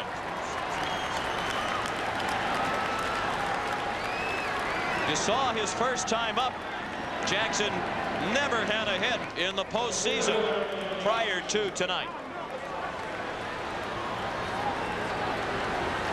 But a big one here. A 38 hopper up the middle, and it eludes Jeff Blauser. Thompson scores, and the Phillies take the lead. Danny Jackson hit .077 during the regular season. He only drove in 2 runs in the regular season, but he has just knocked in the go-ahead run, and the Phillies lead 2-1. He was 0 for 11 lifetime in the postseason prior to that hit. Now Dykstra, who walked in the first and singled to right in the third. Breaking ball in for a strike from Smoltz.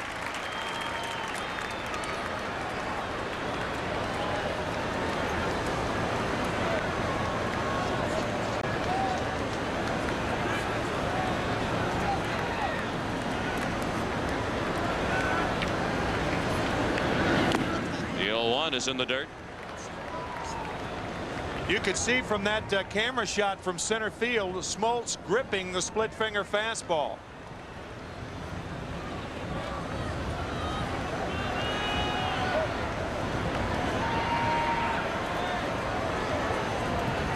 A lot of dirt on his pitching hand.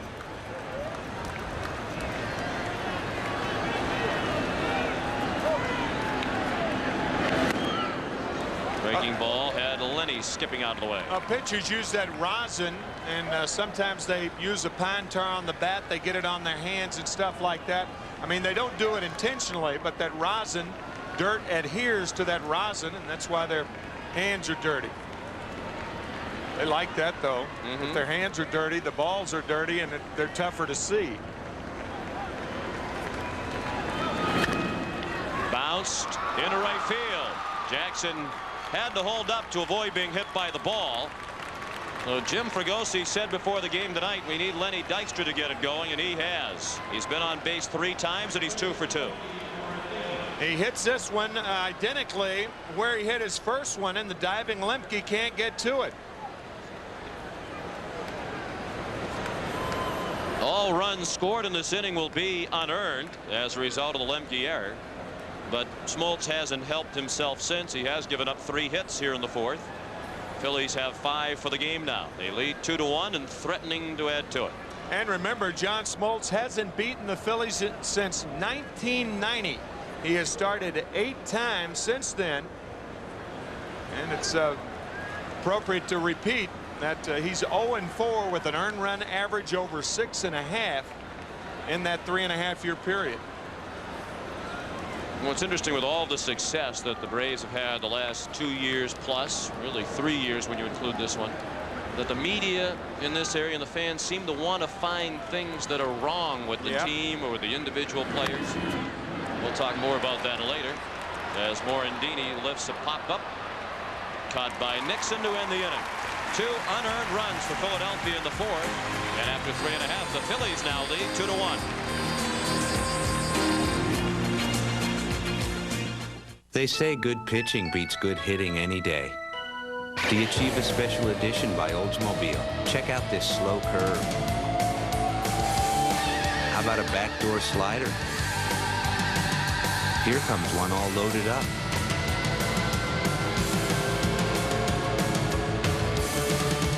Yeah, and here comes the money pitch. It's your call.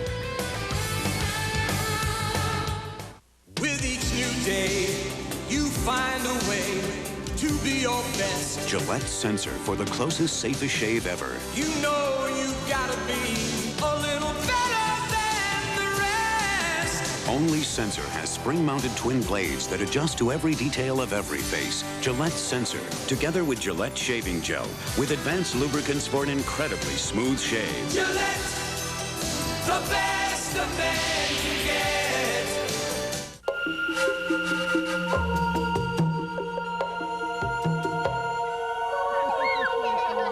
At the Mutual of Omaha Companies, we understand that change is a natural part of life. So it's only natural that as your family changes, the way you protect them should too. Mutual of Omaha. Life insurance to protect your changing world. Hey, here's your ding-ding, big fella, huh? Yeah. Here's Daddy's dim-dim. Once you get a look at those 2 all-beef patties. No, this is Daddy's. That special sauce, lettuce, cheese piled fresh and hot on that sesame seed bun. You've gotta have a Big Mac. What you want is what you get at McDonald's today. This game summary is sponsored by Budweiser. Mark Lemke drove in the first run of the game with an RBI double that scored Fred McGriff in the second, but then Lemke's error opened the door for 2 unearned runs for Philadelphia in the 4th, and the Phils lead 2-1 as the Braves get ready to bat against Danny Jackson in the home half of the 4th on a cool night at Atlanta Fulton County Stadium.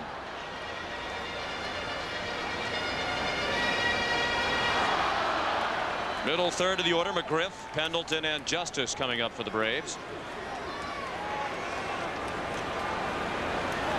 And McGriff scored the Atlanta run in the second. When he started that inning with a single, he scored on the Lemke double. Have we seen a graphic like that come up in this series with Fred McGriff hitting less than 350 against anyone? It's a towering fly to center. And Dykstra made the catch relatively awkwardly. Either that or it's a new wrinkle on the Ricky Henderson, Barry Bonds snatch catch. Maybe it's a quasi catch. The quasi snatch right here. Whoops. I don't think that was a quasi snatch. I think that was a defensive catch. We mentioned Barry Bonds, and most think that he'll win the MVP, but Lenny Dykstra is certainly a candidate. Should Lenny win it, it's worth $200,000 in his contract to him, but if he finishes second, he'll still get $150,000. My guess is that Bonds will win it, and Dykstra and McGriff would be 2 and 3 in some order. And Gannon, Justice 4 and 5, somewhere in there. Pendleton rips one to left on the dead run. Thompson, and it's over his head. Pendleton on his way to second, and the throw is just late. A one-out stand-up double for Terry Pendleton, his 7th hit in 4 games in this series. Terry Pendleton led the Braves in home runs in September, and he is extending his September. He has really played well in all 4 games, defensively and offensively, and he doubles with 1 out. Looked like the ball hit the base of the wall. It was played very nicely by Milt Thompson, but Pendleton with a double.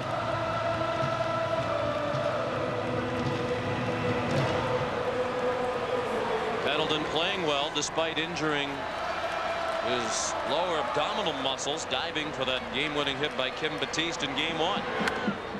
Justice, a little pop-up. Hollins has to hurry, but he's there, and he makes the catch. Pendleton went back to tag, but he won't try it, as Jackson alertly covered third. So now they're 2 away, and the tying run still at second.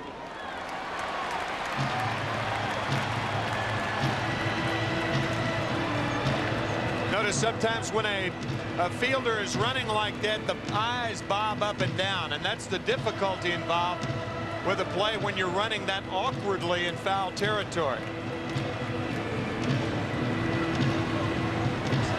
Greg Olson. Fly to center. His first time up.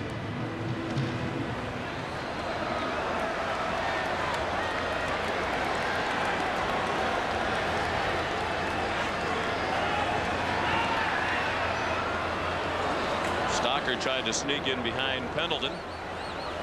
You mentioned Terry's hot streak, and Bobby Cox told us before the game tonight Pendleton is playing as well as he has all year right now. Of course, he had under 160 in the month of April. All kinds of complaints about his weight, that it might have been a problem. Terry said, as my average went up, the questions about my weight went down. He admitted he didn't show up to spring training in very good shape.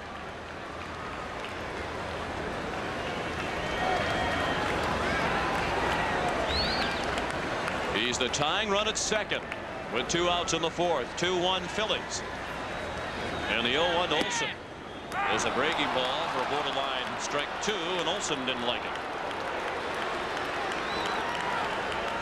it. It was a slider in on the hands, and I think Greg thought it was inside, but it was close. Looked like it caught the corner. Maybe he thought it was down. Or both. It wasn't inside. The 0-2. Fastball away, and Olson wouldn't chase it.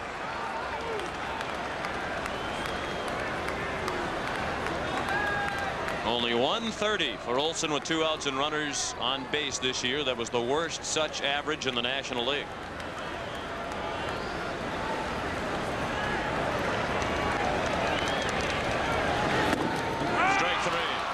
Frozen by the fastball. 3rd strikeout and a big one for Danny Jackson. After 4, 2-1 Philadelphia. I don't say this to many people, but the job we do is the most important job I can think of. Okay, guys, listen up. I mean, there's no such thing as a B+ mechanic on this airline. Let's do it. Let's go. Even the most junior mechanic can keep an airplane in this hangar if there's a hint of a problem. You might think a job like this would become routine, but every now and then, I just take a walk through the terminal, and right there, you see what's important.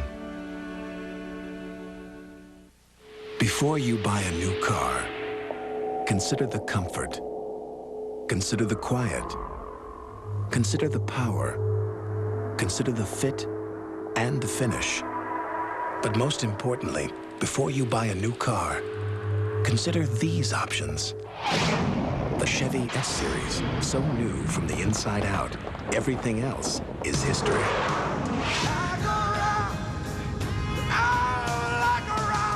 Hold it, hold it, hold it. Good morning, sir. Sir, you know, sir, it is a privilege to be working for someone so intelligent and forceful and giving and kind. You're warm. What's wrong with the presentation?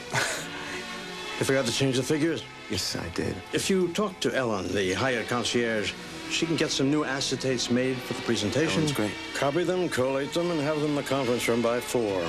And you can continue to be fawning, bootlicking, and employed. That's fair. Who'd have thought you could change the presentation of a lifetime at a moment's notice? Great tie, sir. I hate it. I hate it too, sir. Hyatt. We've thought of everything. Of all the credit cards out there, only one has Smart Rate, now as low as 14.9% and no annual fee. Discover Card. It's a better deal. It pays to discover. When a drifter without a past meets 9 kids who need a coach, could a miracle make their dreams come true? Burt Reynolds, Reba McEntire, the man from left field, Friday. Welcome back to Fulton County Stadium. I'm Jim Gray. I'm now joined by former President Jimmy Carter. And President Carter, how long have you been a Braves fan? Well, ever since they came to Atlanta, and before that, we used to go out and watch the Class AAA teams, and we had a Class D team down home in Sumter County. You actually had an exhibition game when you were running for president against the Braves, didn't you? Well, the whole team came down to Plains to see me and Billy play. My brother Billy pitched for one softball team, and I pitched for the other. And that summer, the Braves weren't doing very well. In fact, we drew more fans than the Braves did, as a matter of fact. But Billy, my brother, had the news reporters on his side, and I had the Secret Service on mine. And we were doing fairly well with my team until Billy started bringing ringers in. Who won? We were pretty close, man. It was really a hot contested. We played about, I'd say, 10 or 12 games. Both of us pitched, slow-pitched softball. President Carter, had to be for a thrill for you. You went back to the White House and stayed overnight for the first time in 14 years. 2 or 3 weeks ago when the Israelis and the Palestinians signed the peace agreement. Was that a big thrill for you? How did that feel? It was great. I was glad to be back at the White House, and tonight, I got my mind on baseball, and I know you have too. Have they changed the sheets there? Well, we slept in the Lincoln bedroom for the first time. You brought your own peanuts tonight, huh, President Carter? Yeah, I cooked these this afternoon. We have good peanut crops in Georgia. Georgia produces about half the nation's peanuts, and I cooked these in a microwave this afternoon. President Carter, good to be with you. Thank you very much. Congratulations on your work out of office. Thank you. Timmy and Sean? Tim, I don't want to spoil the party, but at most ballparks you're not allowed to bring in your own food. John Kruk, the batter. He has struck out twice against John Smoltz, who needed 76 pitches to get through the first 4 innings. Well, President Carter has struck those for the hat trick, striking out for the 3rd time. Talked about coming here to watch minor league baseball, and he probably would recognize the young fellow on the left from the 1962 minor league Atlanta Crackers. That was the last year in Ponce de Leon Park. That's Jim Saul, another catcher who was on that team. Very proud. We won the Little World Series that year, played between the International League and the American Association. Joe Schultz was the manager. Big league players, Ray Sadecki on that club, Jim Bomber. You haven't changed a bit. Oh, yes, I have. 31 years, you'll change too. Well, I don't want to say anything, Tim, but that was the year I was born.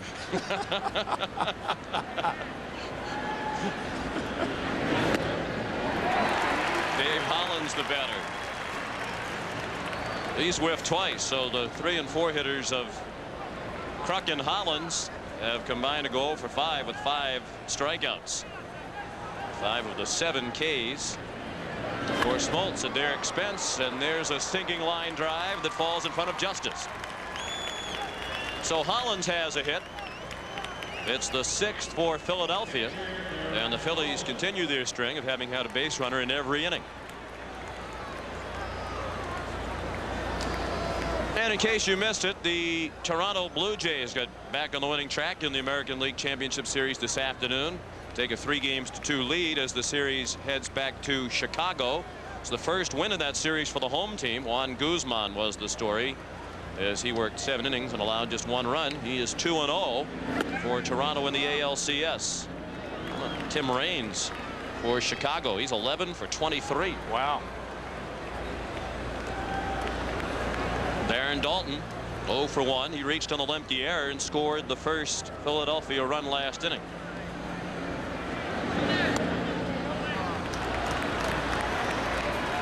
You spoke of the physique of Darren Dalton, and his wife Lynn is a spokeswoman for the Hooters restaurant chain based here in Atlanta. They are an attractive couple.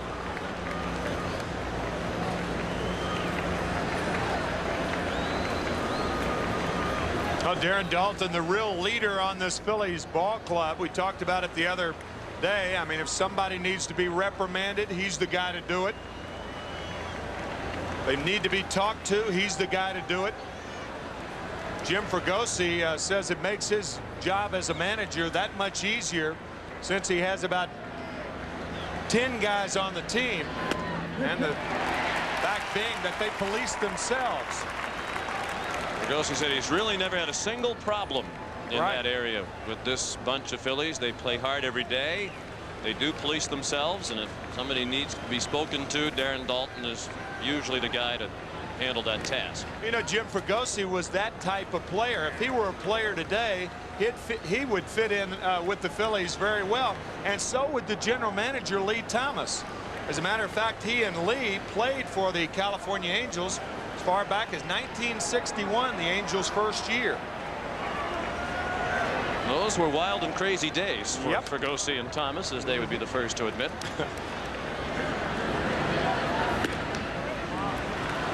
3-1 now on Dalton. And here's the situation. Speaking of Fregosi, Jim does not believe in sending the runners in these situations. He thinks that if you send the runner, a hitter is a little too impatient and is more inclined to swing at a ball out of the strike zone in this situation. Ball 4. So Dalton walks for the second time. Tommy Green, Terry Mulholland watching from the top step as Bobby Cox paced as much as he can, really. Cox bothered by very serious knee trouble, which will require surgery in the offseason. He's going to have both knees replaced as soon as the World Series is over, or the playoffs if the Braves don't make it to the World Series. Said he talked to Whitey Ford, who had that procedure performed, and Whitey felt a lot better after he had knee replacements. So Cox will have both knees replaced in the offseason. Eisenreich has reached on a fielder's choice and line to left. That's a bouncing ball that eats up McGriff, but he kicked it toward the bag and stepped on the bag just ahead of the arriving Eisenreich for the second out of the inning. The runners move up, and now there are 2 in scoring position with 2 outs in the 5th as the Phillies look to build on a 2-1 lead. There are a lot of luxuries that those that play the right side of the infield have that they don't have on the left side. For instance, a third baseman or a shortstop can't afford to field a ball like that. But if you're a first baseman, you're trained to make sure you keep the ball in front of you, and McGriff did.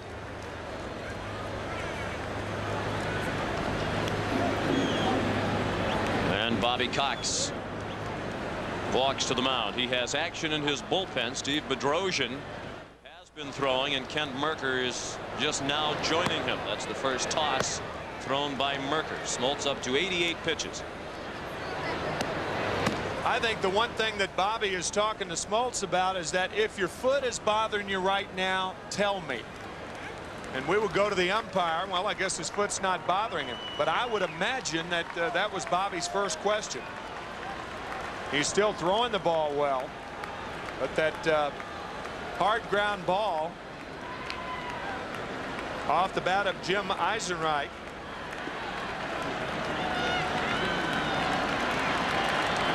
Mickey Morandini hit that ball. That was off the right heel of John Smoltz back in the 3rd inning. And Bobby Cox said one of the things he appreciates most about his pitchers is they will be honest with him. Right. And they're out of gas and they know it's time to come out, they'll say so. Good block by Olson on the pitch in the dirt, with Hollins at third and Dalton at second. Another big spot in the ball game. 3-run lead for Philadelphia would be much more comfortable against this Atlanta lineup, which has put runs up in bunches the last couple of days, than a 1-run lead. Thompson had a big hit his last time up. He doubled down the right field line, wound up scoring the second Philadelphia run. It was the first hit in the championship series for Milt Thompson.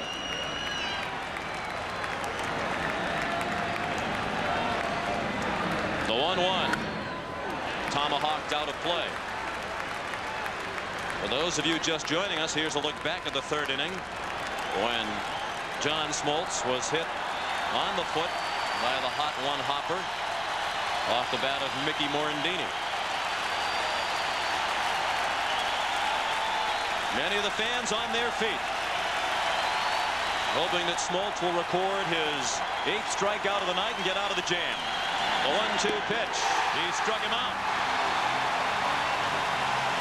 The Phillies strand 2 in scoring position. They've left 8 men on halfway through the ball game. 2-1 Philadelphia.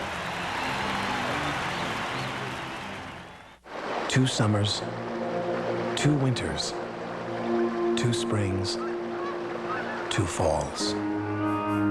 All this, just $2.99 a month.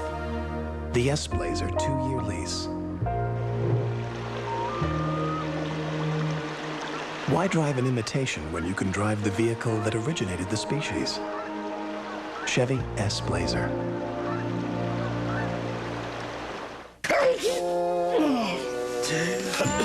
You know your NyQuil works. What'd you do?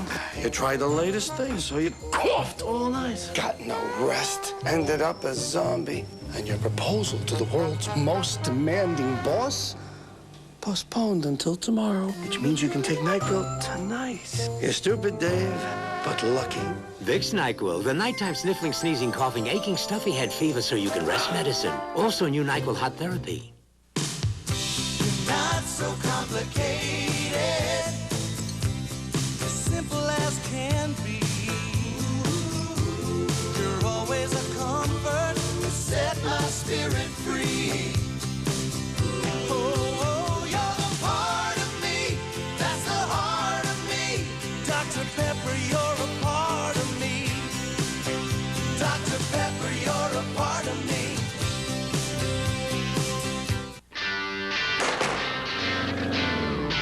Department stores may never be the same now that kids are discovering the Rookie League collection. It's Major League Kids clothes, built to stand up to the way kids play.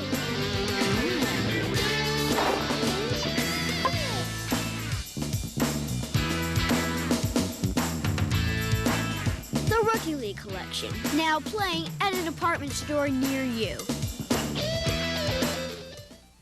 A message from Major League Baseball.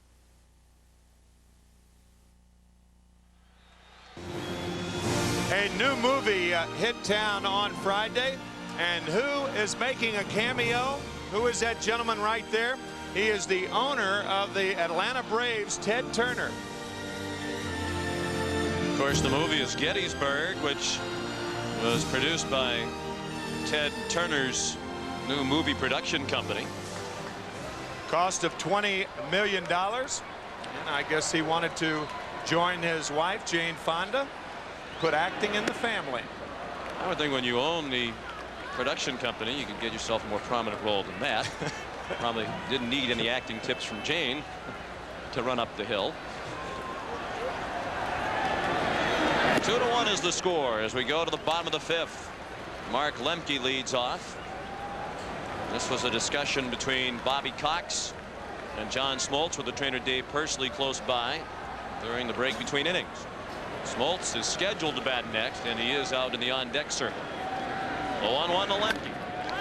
In the hole, Hollins cut it off and threw him out. Lemke now 1 for 2. He doubled to drive in the Atlanta run back in the 2nd.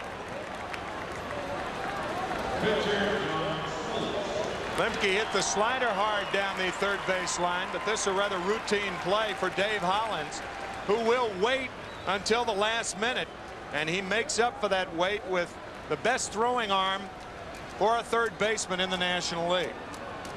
Really? Yeah. Better got a even cannon. than Ken Caminiti has Yeah. a gun. He's got a better one. Scott Cooper in the American League with the Red Sox with a gun, but Hollins can throw with any of them. John Smoltz struck out his first time up. That was a big strikeout for Jackson. The Braves had 2 men in scoring position. Danny went to 3-2 before getting Smoltz on a called third. Danny's only had one perfect inning, and that was the first. But the Phillies have had many more chances to add to their run total than have the Braves. Braves have only left 3 men on, while Philadelphia has stranded 8, 4 of those in scoring position, and 6 of the 8 men stranded by Philadelphia to this point reached base with fewer than 2 outs. Talking about the Battle of Gettysburg, historians tell us that General John Buford, knowing the value of high ground, was the first to arrive. He was a Union officer, and that led to a Union victory. And speaking of high ground, I'm sure John Smoltz and Danny Jackson know the value of high ground too. And that's that pitcher's mound right there, 10 inches high, lowered from 15 inches back in 1969 after all of the great years that pitchers had in 1968. Bob Gibson with a 1.12. Don Drysdale, 58 consecutive shutout innings. Denny McClain, 131 for the Tigers. Think of another sport that has a higher ground on the playing surface. Football, certainly not. Hockey, basketball, tennis. Otis Nixon looked at strike one. Cliff diving.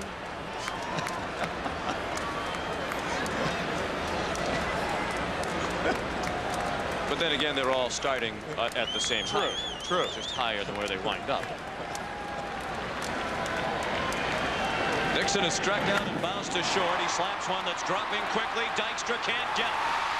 Smoltz had to hold up to see if Lenny would catch it. So he went to second. That walk to Smoltz could prove to be a big play. As Jackson walked the pitcher with 1 out. Now it's first and second with 1 out. Otis Nixon has hit in every game in this series. Nixon doesn't hit this ball very well, but Len Dykstra can't catch up to it and has to allow it to drop. It was the 6th inning for the Braves yesterday after Terry Mulholland pitched 5 shutout innings against Atlanta. And Danny Jackson with his hands full here with the meat of the order coming up. 2 runs on 6 hits for Philadelphia. 1 run, 5 hits, and an error for Atlanta. Blauser has popped out and walked. And Jeff lifts a fly ball to medium range left. Thompson the catch for the 2nd out. Atlanta scored first in the 2nd inning. A 2-out double by Mark Lemke down the left field line scored Fred McGriff, who had started the inning with a single. But Philadelphia took the lead with 2 unearned runs. Kevin Stocker drove in the first run in the 4th for the sacrifice fly. And Danny Jackson's first ever postseason hit drove in the other run. 2 runs unearned because the inning started when Dalton reached on a Lemke error. So now Ron Gant. They called him Mr. Clutch down the stretch for the tremendous number of big hits that he had during the Braves' run to the division title. And he's up in a big spot here with 1st and 2nd and 2 outs in the 5th. The Phillies leading 2-1.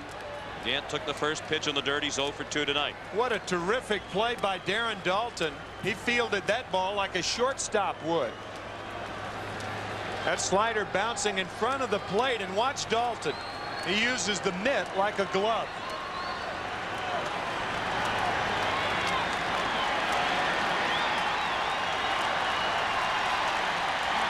The 1-0. Jackson stayed away from him. 2 balls and no strikes.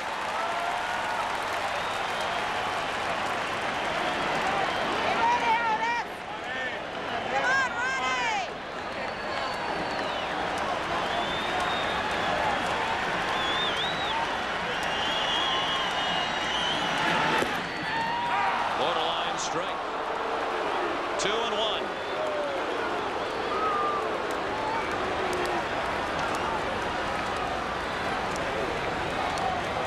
Right on the corner. Gant thought it was low. Or was it on the corner? No, a couple of inches outside. Jim Quick with a rather liberal strike zone like Terry Tata had yesterday. The 2-1. Check swinging a ball low. They appeal down to Jerry Crawford. Strike 2, says the first base umpire.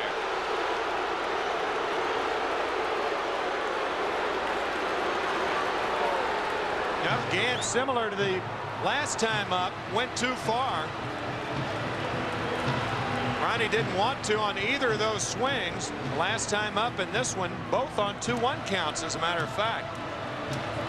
And the appeal process has proven beneficial to the Phillies tonight. 2 balls, 2 strikes, 2 outs, 2 men on. 2-1 Philadelphia in the 5th. He struck him out. Danny Jackson, with the breaking ball, rings up his 4th strikeout of the night.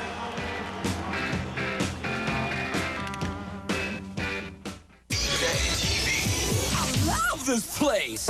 It's the new Burger King Everyday Value Menu with Big Flame Broiled Burgers for only 99 cents. I can't do it myself for 99 cents. Your favorite Burger King foods at new, lower everyday prices, like the Croissant Combo served hot and fresh for $1.99. Check your Burger King Everyday Value Menu and be sure to try the delicious Flame Broiled Whopper Combo for $2.99. That's great news for my pocketbook. Value every day. Have it your way. You're gonna want to come back every day. This is the sports car no one could match. Not Acura, not Mazda, not even Porsche could answer our challenge to match Firebird's standard driver and passenger airbags, standard anti-lock brakes, and 275 horsepower engine for even twice the price of this new Firebird formula. Soon other sports cars will try to close the distance, and that's okay.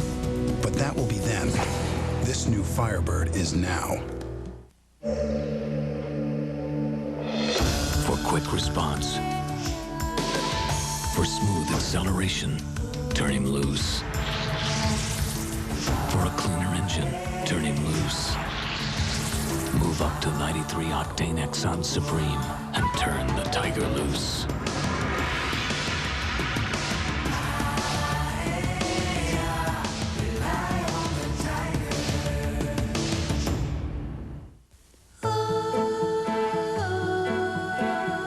Pioneer in managed health care.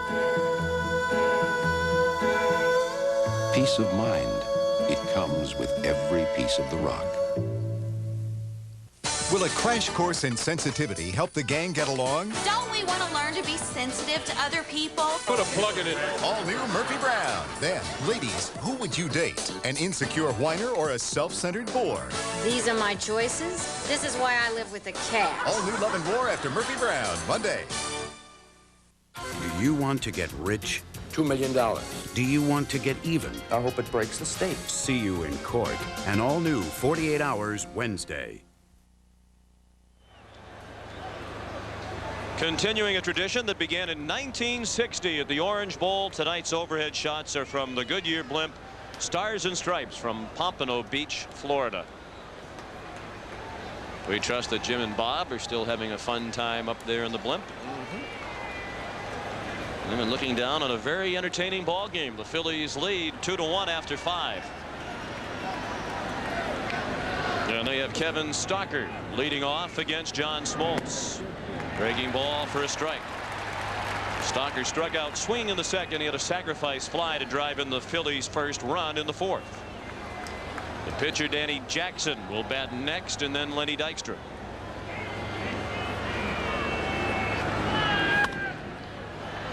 Routine fly to left. 1 out. And we hope you'll be with us tomorrow afternoon for Game 5 of the National League Championship Series. We're on the air at 3 Eastern Time with the first pitch at 3:07. Curt Schilling, who pitched so well in Game 1, will be matched up again against Steve Avery, who also pitched well in Game 1. Neither of them factored into the decision. The game was decided in the 10th. It is really going to be a test on the hitters tomorrow afternoon, too, with a 3 o'clock start and 2 guys who throw as hard as Avery and Schilling. Meanwhile, tonight, as you see Tommy Green, he was the starter in game 2. And if we get that far, he will be the starter on Wednesday night. We think Wednesday night it will be announced, either a 3 o'clock start or a night start. But Tommy Green would be the starter in game 6 back in Philadelphia if it gets that far. Danny Jackson took a strike to make the count 2-1. He is the owner of the biggest hit in the ball game. He singled up John Smoltz to drive in the go-ahead run.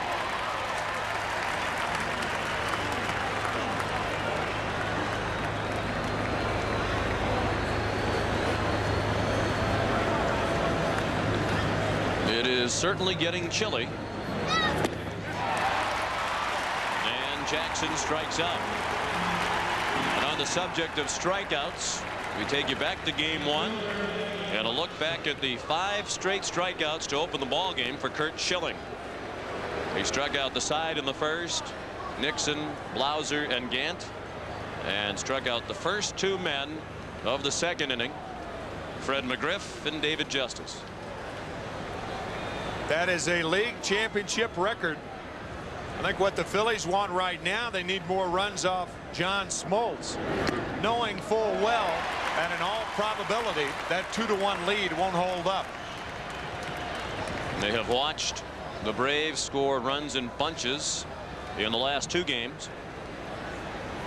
And the Phillies have to be a little bit uneasy when they look back at all the chances they have had to post more than 2 runs. They've squandered many of those chances. Dykstra behind 0-2. He's had a perfect night to this point.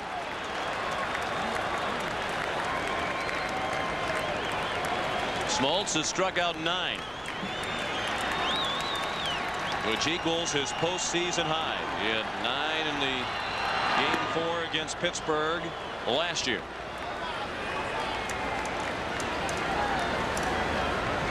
One and 2 on Dykstra.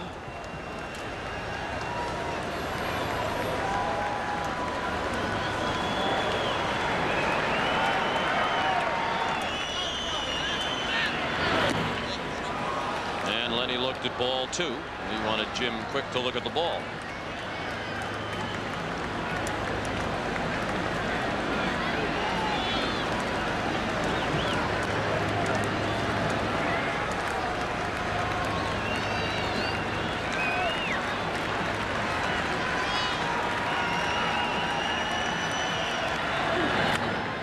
Pulled foul. Smoltz looking for his first 1-2-3 inning. He's only 26. He's already been an all-star 3 times. We're talking about fans and media in this area talking about the deficiencies of some of the players because they've had so much success. Sometimes you look to find deficiencies. They complain about John Smoltz. He doesn't do well enough in the regular season. He's been great in the postseason. We saw the reverse of that about Tom Glavine. Knock on him was that he couldn't win the big game in the postseason. Perhaps he put that to bed forever with his performance yesterday.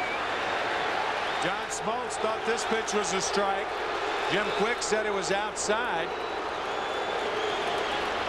And the oohing and booing and eyeing of the crowd here. Leo Mazzoni, the pitching coach, with his cap off, and you don't see that too often. And Quick came out in front of the plate and dusted it off and had some words with Greg Olson as you watch the replay. No argument on that pitch. So Smoltz will not work his first 1-2-3 inning in the 6th. It's the 4th walk he has thrown. And the 2nd time he has walked Dykstra, who's been on base 4 times tonight. I think you bring up a good point, Sean, and that often there is a big burden on being too good too early. And certainly the Atlanta Braves pitching staff, their starters, the only younger 4 starters in baseball, pitch for the Chicago White Sox. The Braves 4 starters average about 26 years, 11 months, and none of them have ever been on the disabled list. So they are not only good, they're durable. Dykstra still has not attempted a stolen base in this series. He's been on base 3 times tonight.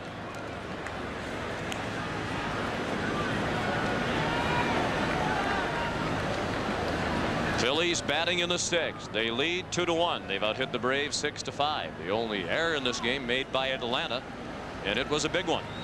The 2 runs in the 4th for Philadelphia unearned. Fastball missed high. 1-0 on Morandini. His 1 hit. Low on hopper off the foot of Smoltz back in the 3rd.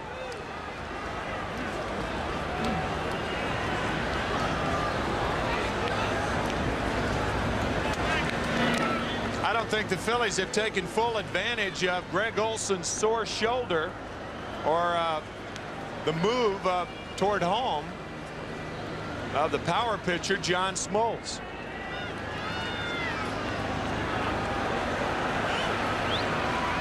Dykstra is not running. Morandini, base hit. And Dykstra rounds second and puts the brakes on.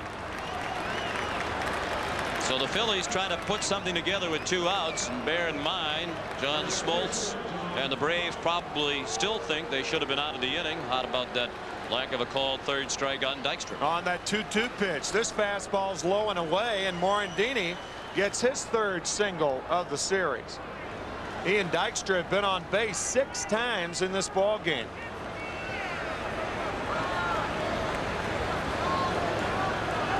But the Phillies haven't managed to knock either one of them in.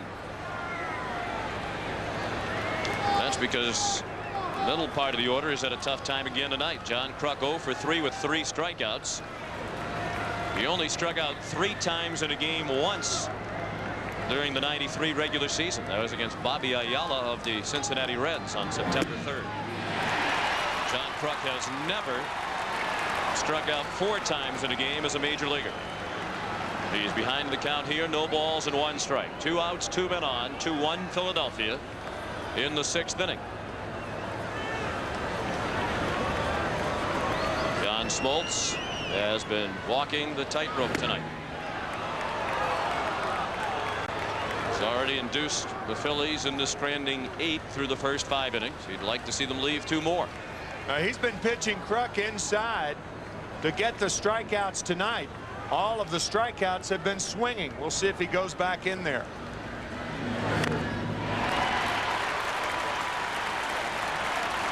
He did, and the count is 1-2.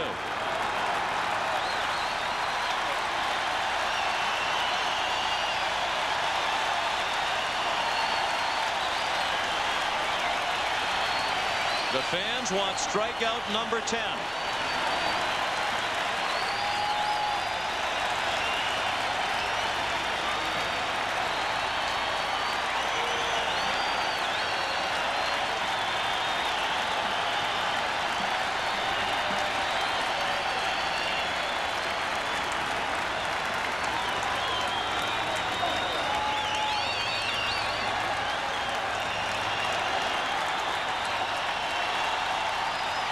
The 1-2 pitch fouled at the plate. Crowd didn't realize that Kruk got a piece of it, and they roared.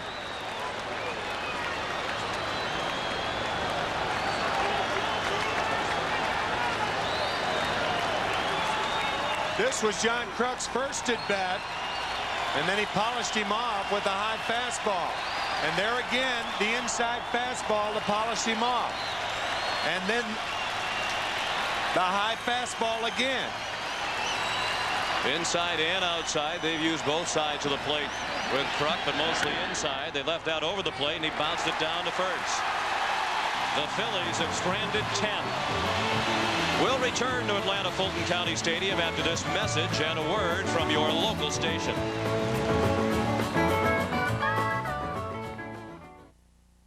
Their dreams sent the world to war. I'm General Norman Schwarzkopf. And I'm Charles Kurov. Join us as we look back at Hitler and Stalin, Wednesday. You know the zip code for Beverly Hills. You've been to a place off Melrose Avenue. You know, you're a little overdressed for Compton. October 27th. So are you, Bubba. Yeah, but I look good. Head south with LA's wildest detective team. South of Sunset. Series premiere Wednesday, October 27th. This is CBS.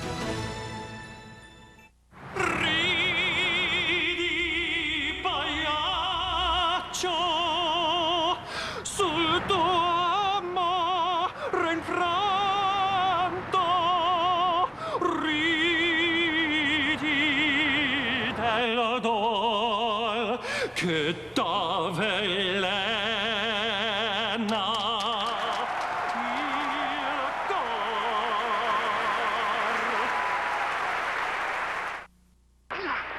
My years in football taught me the value of a great health plan. Hello, I'm Dick Vermeil.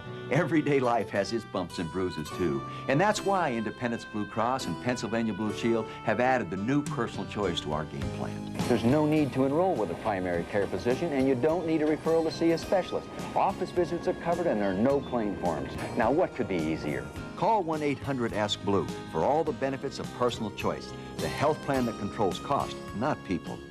Hard work, good times, special places, sharp minds for the baby, for the team, for the hope, for the dream. We've been through everything you've been through. We've grown up proud and strong like you. We know what you want your bank to do. Core States Banks. You know us and we know you. Core States Banks. You know us and we know you. Some area supermarkets are selling outdated foods. Monday at 5 and 11. Philadelphia leads 2-1. They've gotten a nice pitching performance from Danny Jackson through the first 5 innings here tonight. But if you're a Phillies fan, Tim, you have to be a little bit uneasy about all these squandered chances. They've left 10 men on base. 2 on base in each of the last 4 innings. And remember, yesterday was the Atlanta Braves' big inning, and Fred McGriff certainly had a big part in it as they scored 5 times against Terry Mulholland. So we'll see. Danny Jackson has just been superb up to now. Fred McGriff has scored the only run Jackson has allowed tonight. That was back in the 2nd. That's well hit toward the gap in right center. Dykstra will have to play it off the wall, and Fred McGriff has a leadoff double.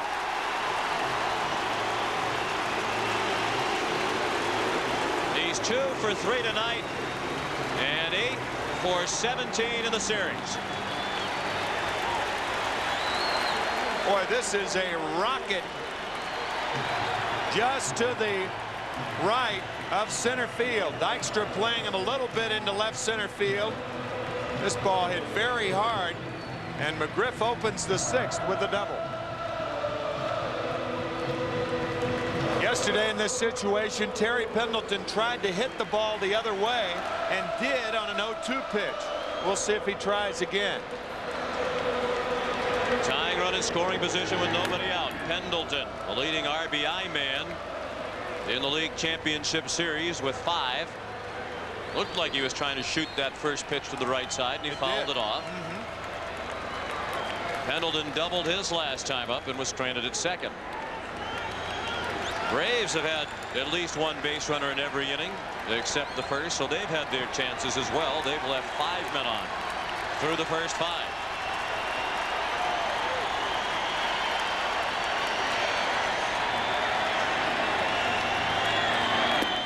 Jackson missed inside. That's what happened yesterday. Mulholland, knowing Pendleton was trying to hit the ball the other way, worked him inside on all 3 pitches. There's Terry. And tonight, Danny Jackson, after the slider, tries to go back in there with the fastball.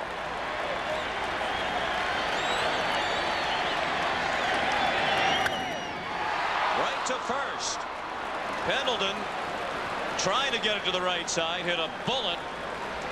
But fortunately for Philadelphia, the ball was right at John Kruk for the first out of the inning. This ball is scorched to Kruk. And that gotten by Kruk. It was a tie ball game.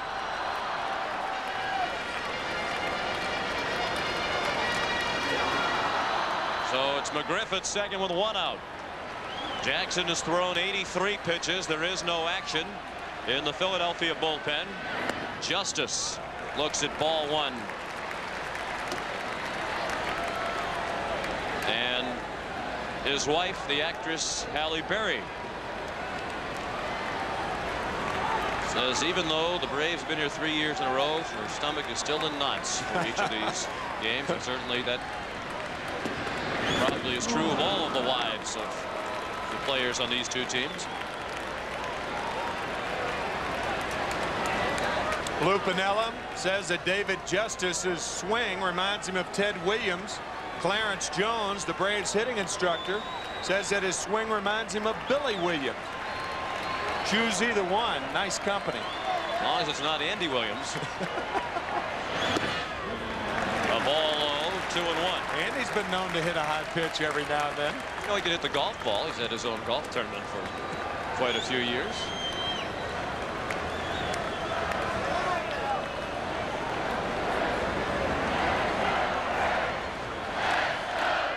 Tough to judge who's the more talented member of the Justice Berry family. David, an all-star, and Halle Berry is a terrific actress. The 2-1. Well hit right field, but it'll stay in the yard for Eisenreich. 2 down. McGriff tags and moves to third.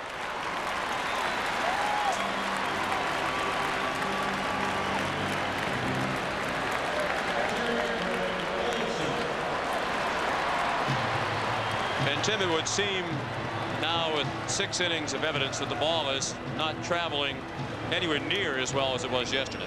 Well, and that makes it comfortable for pitchers, especially a guy like John Smoltz, because Smoltz throws a lot of fly balls. You don't need to worry about making a mistake upstairs, so you can really let the fastball go. The ball tonight seems to have that thud sound to it instead of that nice little click that hitters love to hear. Olsen 0 for 2 tonight. And we remind you of the graphic that was on the screen during his last at bat. He had the lowest average in the National League during the regular season with 2 outs and runners on base. He had 130 in this situation in the regular season. And struck out ending the 4th with a runner in scoring position. 1 ball and 1 strike. Danny Jackson has had an interesting career. It looked like he was going to be a dominant pitcher when he won 23 games for Cincinnati back in 1988. He finished 2nd to Orel Hershiser in the Cy Young balloting that year.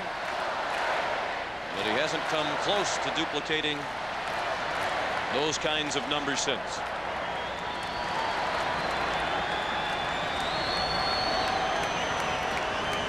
The tying run at third with 2 outs. Bottom of the 6th. Philadelphia 2, Atlanta 1.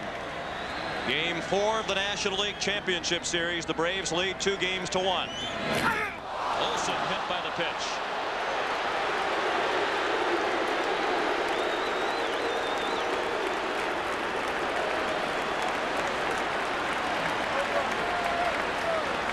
Looked like it just grazed him, obviously unintentional.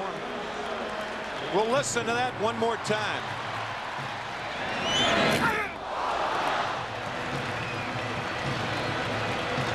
I think the yell was in anticipation of being hit more than the pain of being hit. So it's 1st and 3rd. Tying run still at 3rd, and now Olsen represents the go-ahead run at 1st. For Mark Lemke, who knocked in the only Atlanta run in the ball game in the 2nd with a double down the left field line. That's fouled right back at us. 1 strike on Lemke. The numbers for Atlanta tonight with men in scoring position. 111. They are 1 for 9. Lemke has the only hit. The 0-1 pitch. Beauty right on the outside corner. Jackson has had pinpoint control with that pitch tonight. Johnny Padres, the Phillies pitching coach, taught him that pitch.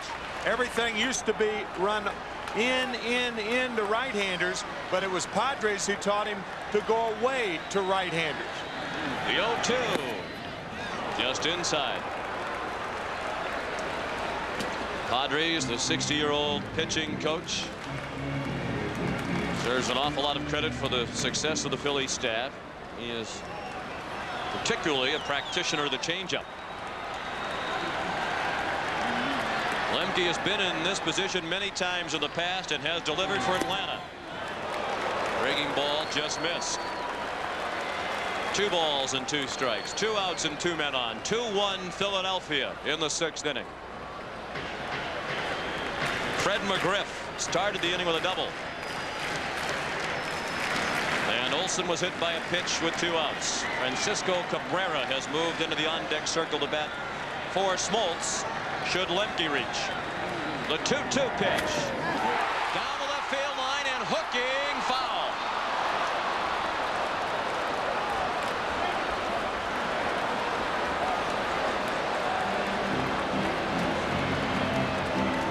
Danny Jackson got it up, and 48,000 in the stands got up.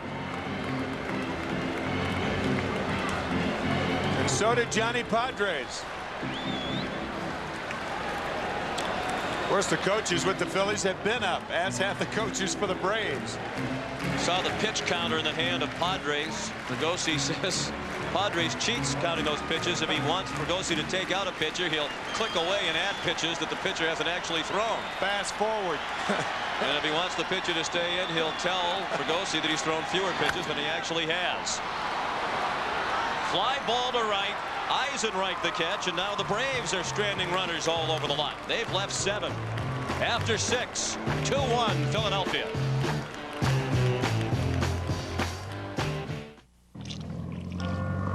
Over 1.5 million vacationers toured the canals of Venice last year. Not one of them, however, was a Lexus engineer. Why? Let's just say they were busy.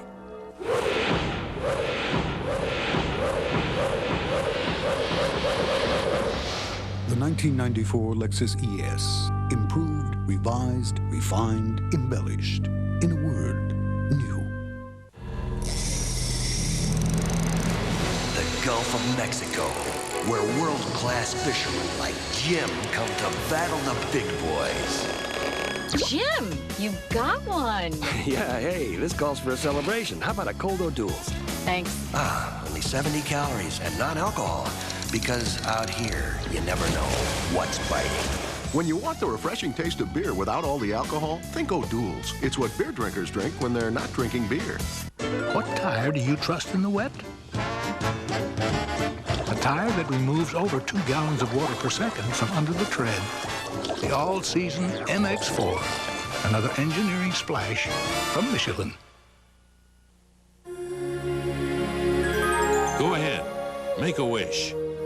Then share it with your Allstate agent, who knows planning makes wishes come true, and who can outline a life insurance plan to assure family security and college funding and a comfy retirement are in the stars for you.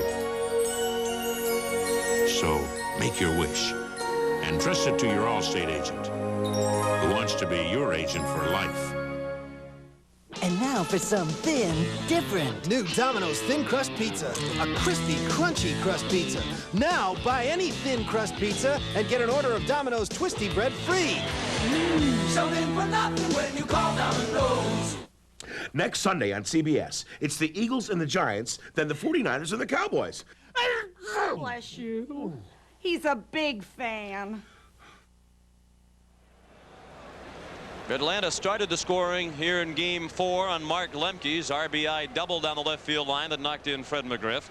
But then Lemke's error on a ball hit by Dalton to start the Philadelphia 4th opened the door for 2 unearned runs. Kevin Stocker knocked in the first with a sacrifice fly, and the pitcher Danny Jackson, who's been the star of the night to this point, drove in the second with a single. His first postseason hit in 12 postseason at bats. And it's still 2-1 despite numerous opportunities for both teams to score. We're heading to the 7th. And the Phillies have the middle third of their batting order due up. Hollins, Dalton, and Eisenreich against John Smoltz. So far, there have been 17 runners stranded through 6 innings, 10 for the Phillies and 7 for the Braves. It's much like a football team that moves the ball from 20 to 20 but can't punch it in. Greg Olson being tended to in the Braves dugout. Greg Olson was hoping that his good friend Davey Allison could have been here tonight to watch him play. Greg Olson considers the 2 Davey Allison baseball style cards that he has in his locker very precious, as sports fans around the country well know. Davey Allison, the NASCAR driver, was killed in a helicopter accident earlier this summer, just a couple of days before Olson and Davey Allison were scheduled to play golf during the All-Star break. And it was Olson who arranged Davey Allison's appearance here at Fulton County Stadium to throw out the first ball of the game last season.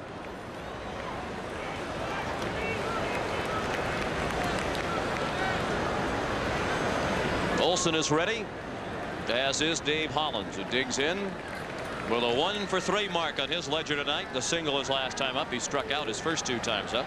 Matter of fact, a lot of the Braves and even manager Bobby Cox are huge stock car racing fans. Smoltz first pitch of the 7th. Fouled away by Hollins. As a matter of fact, when we visited with the Braves skipper Cox before the game, he was watching an auto race on TV and cheering for Dale Earnhardt. Earnhardt's pit crew was wearing hats and sweatshirts and jackets of the Atlanta Braves during the race today. We were asking Bobby, would it be all right if we turned the baseball game on? He said, wait till the race is over. 3 more laps to go, I think. That's right. 3 laps to go, and I think their pal Dale Earnhardt finished 3rd today. Ernie Irvan won the race.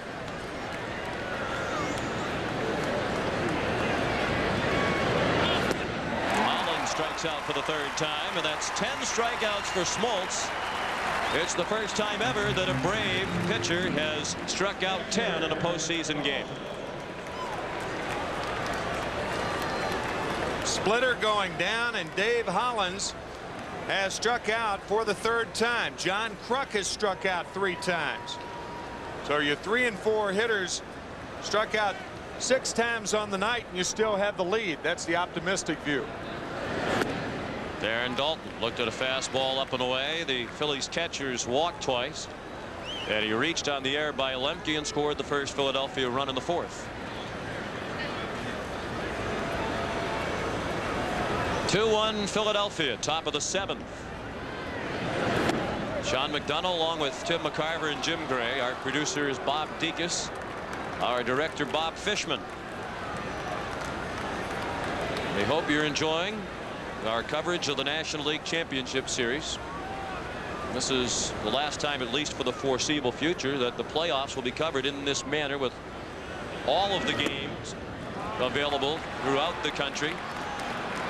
The plan next year is to go to simultaneous playoff games. So it's the last time, at least for a while, that you'll be able to see every pitch of every playoff game.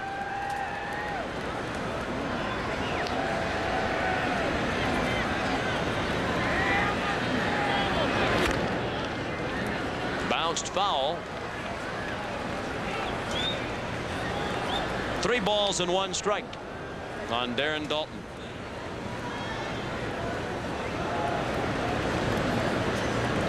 Well, Smoltz has pitched well, despite finishing the season by getting roughed up in his last 3 starts. Over his last 3 starts of the regular season, he pitched 16 1/3 innings and gave up 16 runs. That's ball 4 outside.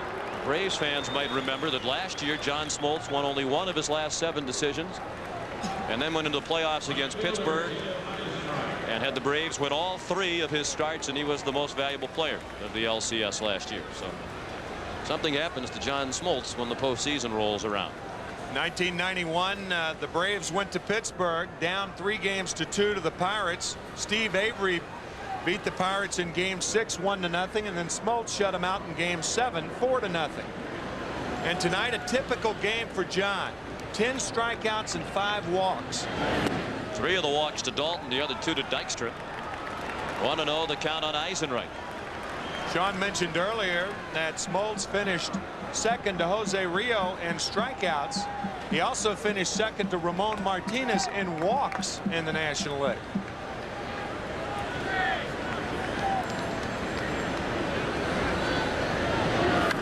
This is quite likely Smoltz' last inning. He's thrown 123 pitches, and he is scheduled to lead off the bottom of the 7th. And Ken Merker is warming up again in the Atlanta bullpen. I think, however, if the Braves had a 3-2, 4-2 lead or something like that, Smoltz would still be out there in the 8th inning. Bobby Cox says that John Smoltz on some nights can throw 160, 180 pitches and still be effective. He has the strongest arm on the Braves staff. 2-1 the count on Eisenreich.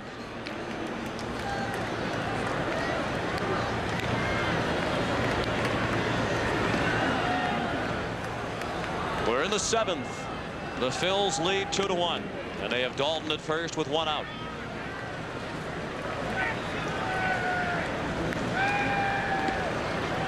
Mark Wohlers has joined Merker. Well hit, base hit. Jim Eisenreich with his first hit ever at the expense of Smoltz. Dalton to second. And the Phillies mount yet another threat. They've had runners all over the bases tonight, but they've managed to score in only the 4th inning. I think the reason that Wohlers joined Merker is that Bobby Cox is thinking now I'll use one pitcher to get out of the inning and one pitcher to pitch in the top of the 8th inning. I think Kent Merker's got a chance of coming in the game right now, especially with the left-handed hitting Thompson up. And even if you pinch hit Pete Incaviglia, what you do is you weaken your defense in the process. So if he brings the left-hander in, I think Bobby might test Jim Fregosi right now. And I think Fregosi, on the other hand, may leave Thompson in to hit against Merker. We'll see. That's right, because Fregosi already has the lead, so defense would be a priority. That's right. We may or may not see Incaviglia after this.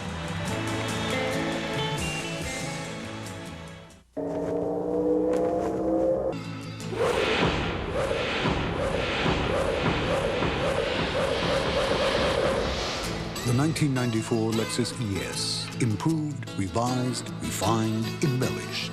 In a word, new.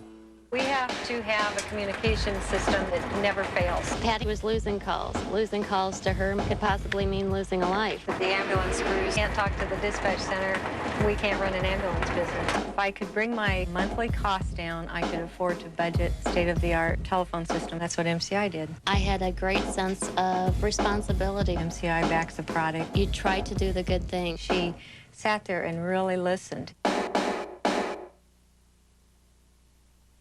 Some credit cards charge fat interest rates, but not Discover Card. With Smart Rate, the more you use your Discover Card for purchases, the lower your interest rate can be. Now as low as 14.9%. It pays to Discover.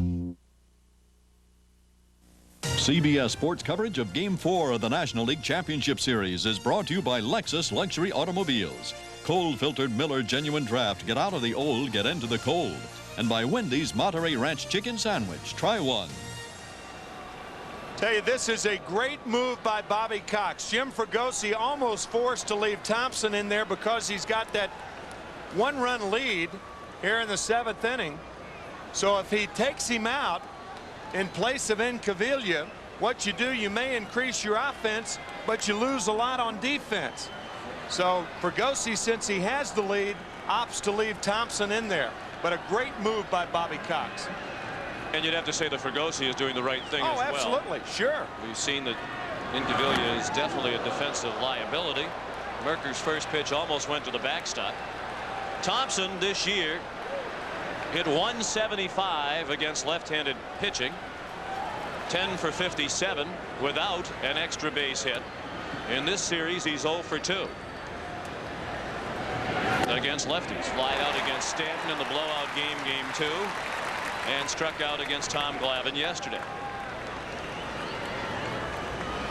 Ken Merker appeared in 43 games, including 6 starts during the regular season for Atlanta. 2 men on with 1 out. 7th inning, 2-1 Philadelphia. Thompson sliced one foul. He's behind in the count, 1-2. Bergosi telling us before the game that a lot of the writers have been saying, have you just thought about playing Milt Thompson even against left-handers? And Jim says, do you realize that we wouldn't be here if it weren't for Pete Incaviglia? 89 RBIs, 101 hits this year.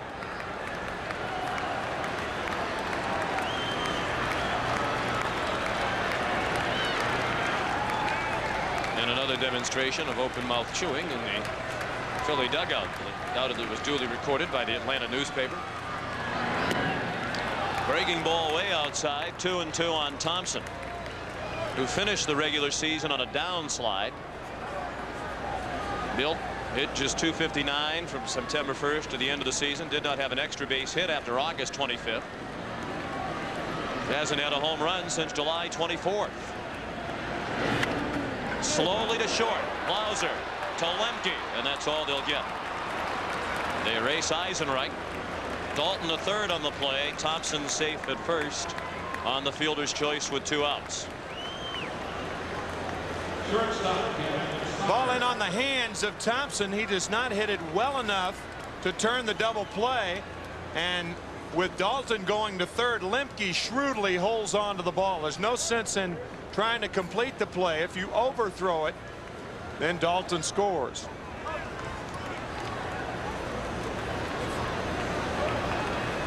Kevin Stocker up again in a big spot.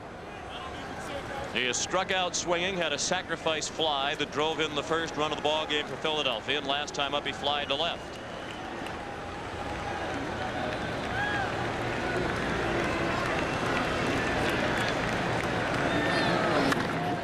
Down the right field line, Justice, a long run, and he makes the sliding catch.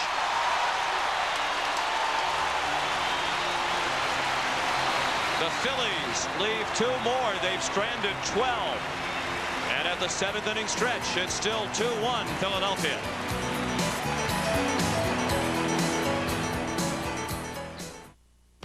Hey, isn't that a Monterey Ranch chicken sandwich? Yeah, we just brought it back. Hey, isn't that your wife? Where? Ooh, could that dress get any tighter? It's back. Wendy's Monterey Ranch chicken sandwich. Hey, isn't that Haley's comment? Creamy ranch dressing with real bacon and Monterey Jack cheese on a whole breast fillet. What a combination. What's my wife doing here? Where? 2 can play this game. Wendy's Monterey Ranch chicken sandwich. You better buy 2. Ohio, Texas. Parts from 174 suppliers in 32 states. They all come together right here in Georgetown, Kentucky, in the Toyota Camry. Built by Americans at a plant recently given the J.D. Power & Associates Gold Plant Quality Award. With this kind of craftsmanship, all the pieces fit together beautifully. The 1994 Toyota Camry. J.C. Penney would like you to meet some of the smartest men in America. They're not just scientists or scholars. They're men who know about value. These are the men of Stafford. From the wool and wool blend suits to the all-cotton shirts and pure silk ties, the Stafford collection gives these men a very smart look at a very smart price, which is why the smartest men in America are wearing Stafford, exclusively at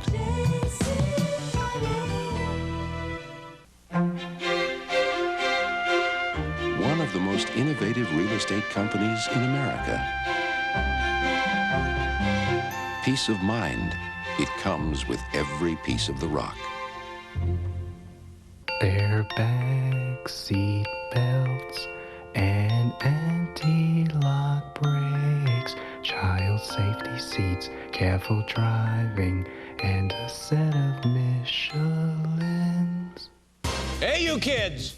Get off the field! Catch actor Matt Dillon and comedian George Miller on Late Show with David Letterman, Monday. This copyrighted telecast is presented by the authority of Major League Baseball and may not be reproduced or retransmitted in any form without the express written consent of Major League Baseball.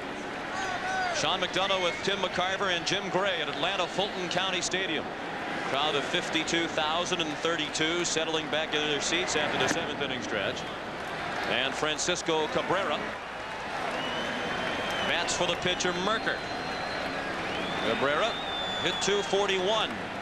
Was used primarily as a pinch hitter during the regular season. And Francisco was quick to state his disappointment with his own performance in that role during the regular season. He went 9 for 51 as a pinch hitter.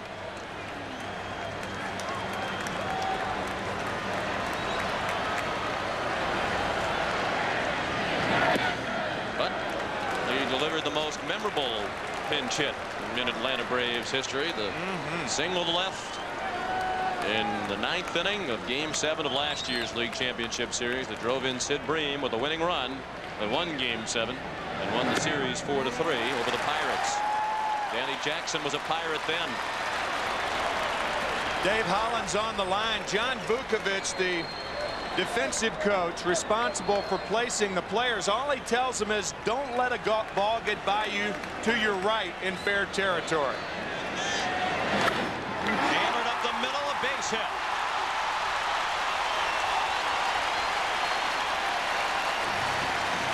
So Cabrera, disappointed in himself as a pinch hitter during the regular season, comes through with a big playoff pinch hit, and Deion Sanders comes on to run for him.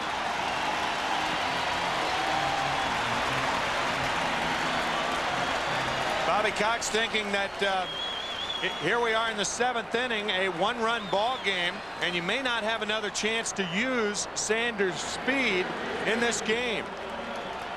So if you have Sanders running at first, do you have Otis Nixon bunting at the plate? Sanders stole 19 bases in 95 games with the Braves this year. He was caught stealing 7 times. Action for the first time tonight in the Philadelphia bullpen. Roger Mason is the right-hander and David West the lefty.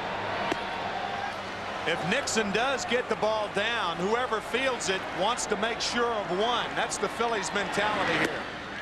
You don't want to mess it up, realizing that Sanders is so fast. You don't want to take the chance at second base, especially since the Braves are bunting to tie, not to win. Otis Nixon 1 for 3, single to center his last time up.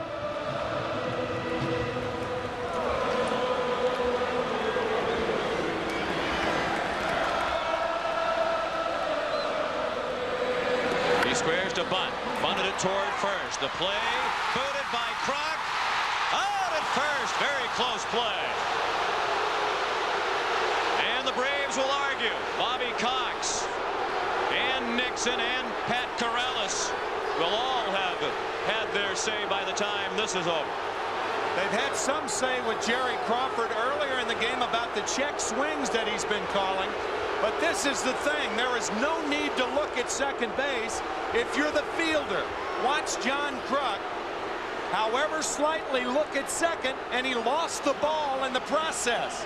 Whenever a team is bunting to tie, then you go ahead and make the play to first base. But Otis Nixon was safe at first. Clearly safe. You can see he has the foot on the bag and the other one past the bag, and this ball goes into the mid of Morandini.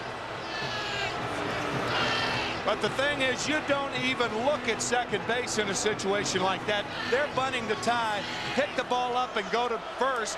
That's the reason Cox had Sanders in as a pinch runner. Jeff Blauser 0 for 2 with a walk. He flied to left his last time up.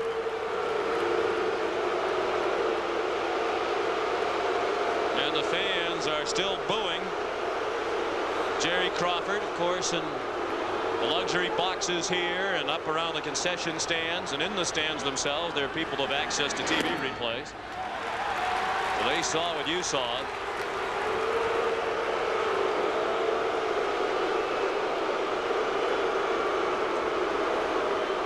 Jackson has thrown 103 pitches. It's a right-handed hitter up there. Mason ready in the bullpen. Jackson continues on. And Blauser's had plenty of success against him. In the hole, Stalker with a long throw. Outstanding play under pressure by Stalker.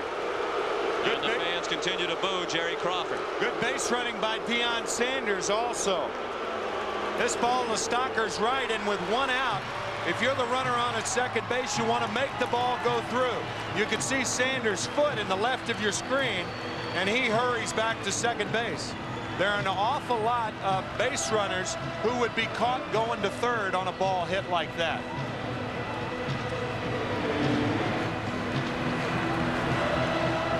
I just think Jim Fregosi is forced to go as long with his starter as he possibly can. With the bullpen being rattled around like it has, even though Roger Mason has been one of the few bright spots out of Jim's bullpen. Jackson has dodged bullet after bullet. He's facing another one. The tying run at second with 2 outs. Gant the batter. Ball 1 low and in. Gant's 0 for 3. He was called out on strikes in a big spot, ending the 5th. And he batted with 2 men on. The Phillies lead 2-1. These two teams have been taking turns squandering excellent scoring opportunities.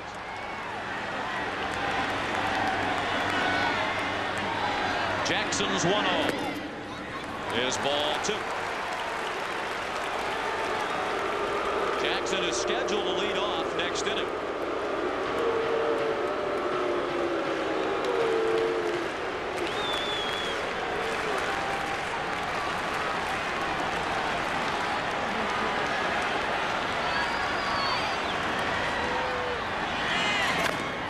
Chop foul off his foot. 2 balls and a strike. Well, this has been a terrific performance by Jackson, and he felt good about it coming in. He was quoted recently as saying there's going to be a lot of gratification because when people keep downgrading you, it hurts.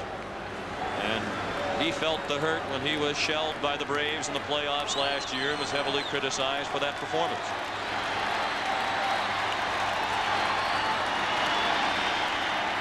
The 2-1 on its way. Pulled foul past Jimmy Williams. And the fans continue to boo the first base umpire Crawford after every pitch.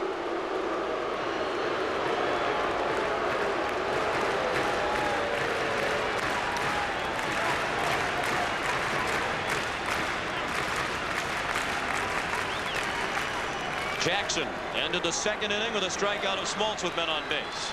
Ended the 4th with a strikeout of Olson with a runner on base. Ended the 5th with a strikeout with 2 men on.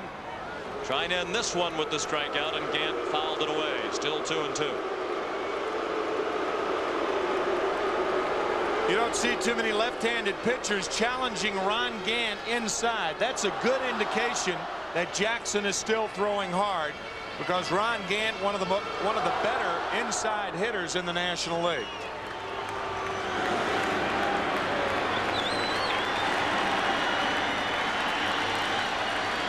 The 2-2, breaking ball to strike him out. 5th strikeout for Jackson. 4 of them have ended an inning. End of 7, 2-1 Phillies.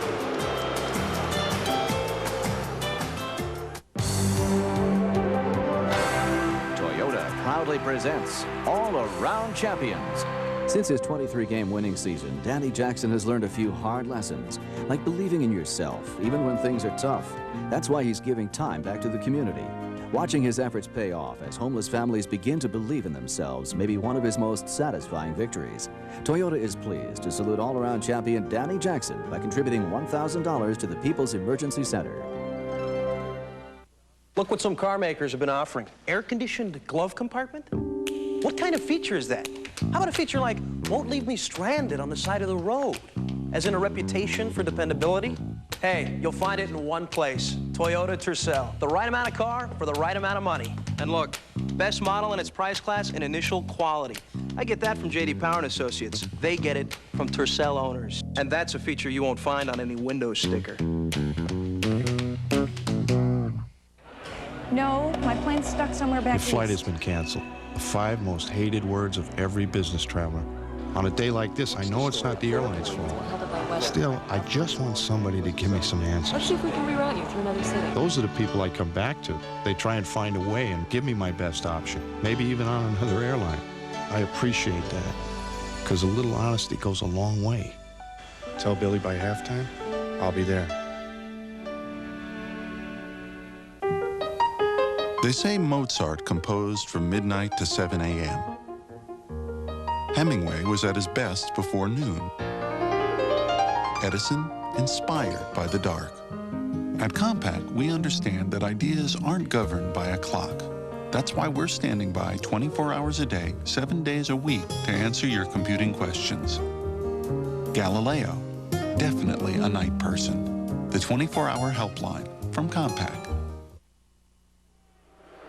This game summary is sponsored by AT&T. The story of this game, missed opportunity on both sides. The Braves 1 for 12 with runners in scoring position. They've left 8 men on base, and the Phillies have stranded 12. The only runs the Phillies managed to push across in the fourth were unearned. And Jim Fregosi is going to ride the hot hand as long as he can as he lets Danny Jackson bat for himself, beginning the 8th against the new pitcher Mark Wohlers. Mark Wohlers, Bobby Cox telling us before the game, can throw as hard as Dibble. Rob Dibble, that is, of the Cincinnati Reds, and on some days throws harder than Dibble. Wohlers has reached 100 on the radar gun in the past. Damon Berryhill is the new catcher.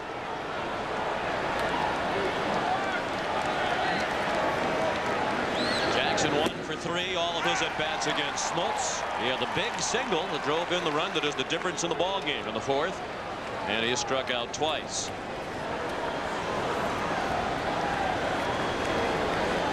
Wohlers, native of Holyoke, Massachusetts, a state that has provided a phenomenal number of pitchers to the Braves in recent years. Tom Glavine is from Billerica, Massachusetts. Pete Smith from Burlington, Mass. Steve Bedrosian's from Methuen. Wohlers from Holyoke. Jeff Reardon, who pitched for them last year, from Dalton, Massachusetts.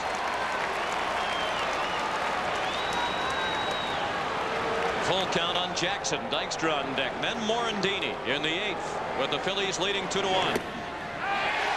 And Jackson strikes out for the 3rd time, and he walks away as if he could care less. His important task is to record 6 more outs. You know what I think he was doing? I think he was taking a 3-2 pitch, realizing he's not going to get around on Wohlers' fastball anyway, and maybe it'll be a ball. Jackson taking all the way.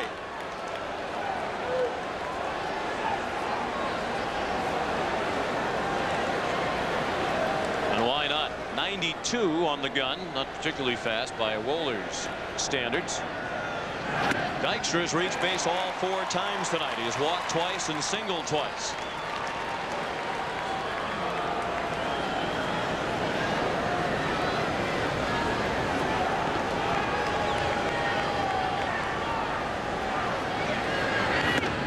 Fastball right down the middle, 0-2. That one registered 93 on the gun.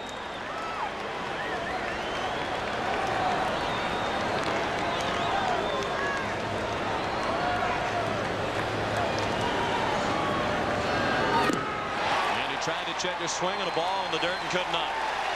So they retired Dykstra for the first time tonight, and Wohlers has back-to-back strikeouts to open the 8th. That is almost unfair for a hitter to throw a fastball that hard and a splitter that heavy out of the strike zone. Lenny Dykstra out for the first time this evening. See how that changes a hitter's view, the high fastball and now the splitter in the dirt, and Dykstra can't hold up. The fans are chanting safe, safe, safe. That first base umpire Jerry Crawford. Gant into the bullpen and can't get it. He went all the way to the retaining wall. He was still at high speed when he got there. It's a foul ball and 1 strike on Morandini. Tell you, when Gant runs into a wall, I'm betting on Gant.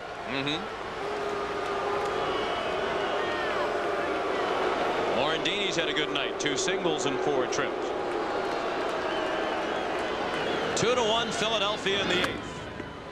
They need a win to pull even in this series. Jim Fregosi called it the most important game of the year for Philadelphia.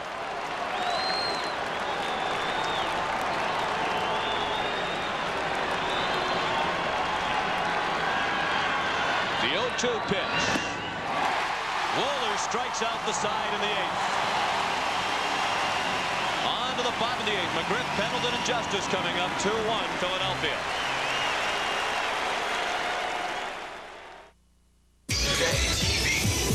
Love this place! It's the new Burger King Everyday Value Menu with big Flame Broiled burgers for only 99 cents. I can't do it myself for 99 cents. Your favorite Burger King foods at new, lower everyday prices, like the Croissant Combo served hot and fresh for $1.99. Check your Burger King Everyday Value Menu and be sure to try the delicious Flame Broiled Whopper Combo for $2.99. That's great news for my pocketbook. Value every day. Have it your way. You're gonna want to come back every day. We're a part of the future. We're the heart and the soul. You're a part of me. That's the heart of me. Without you, I'm just a lonely melody. But together we are harmony. Dr. Pepper, you're a part of me. This is a line. To some, it is seen as a barrier. To others, it's a point where traditions of the past are abandoned in favor of visions of the future. Introducing the revolutionary new Toyota Supra. It's taken everything sports cars were before and crossed the line. Cops don't come tougher than Ned Ravine. Police emergency, I need the vehicle. Don't be a fool! But Ned has a soft spot. Women. And falling for this woman could be fatal. Fatal Instinct. Hey, you guys watch your step in here. There's a lot of blood. Rated PG-13. Starts Friday, October 29th. An interesting situation has developed among the catching core, the three of the catching core of the Atlanta Braves. Greg Olson started the game. He was hit by a pitch, and we assume that he is hurt because he was taken out of the game. Last inning, Berryhill came in, but you may remember Francisco Cabrera pinch hit, so the Braves are out of catchers, which means that if Berryhill gets on base, he's a very slow runner. You mentioned earlier, Sean, the Sid Bream Berryhill race. Berryhill's a slow runner. You can't use anybody for a pinch runner for him. A dilemma for Bobby Cox. Fred McGriff is the batter. And as usual, he's been a pain in the neck for the Phillies tonight.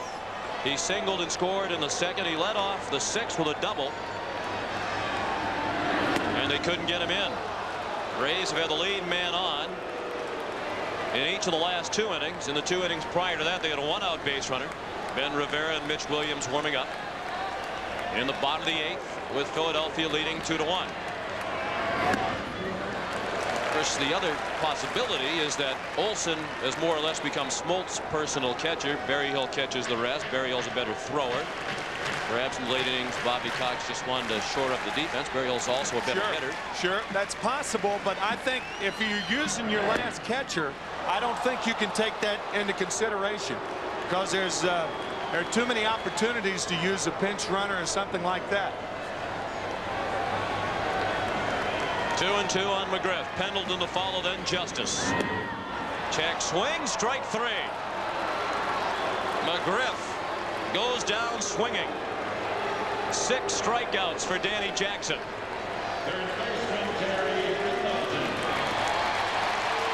You can see that slider spin right on the corner.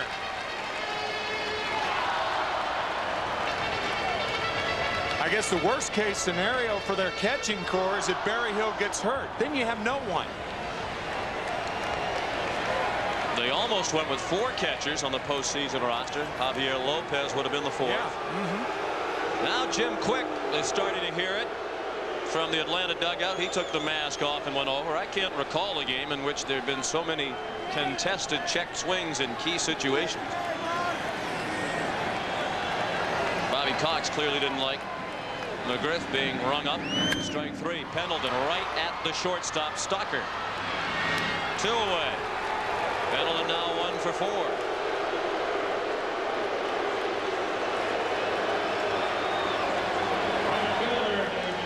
The Toronto Blue Jays posted the first win by the home team in this year's ALCS, 5-3, behind Juan Guzman this afternoon at Skydome. So they lead 3-2 as the scene shifts back to Chicago.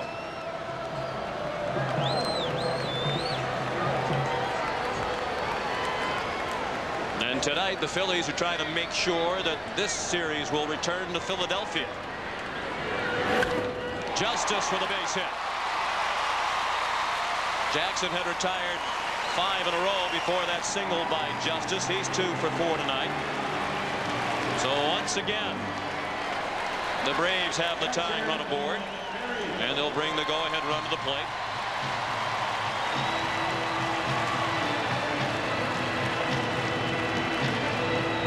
And here comes Damon Berryhill. And relative to your point, had Olsen stayed in, there's certainly a good chance that they would have hit for him right here. Berryhill, the batter, he's a switch hitter. Olsen was 0 for 2 and was hit by that pitch in the 6th inning. Justice held on by Kruk. And Berryhill has a hit.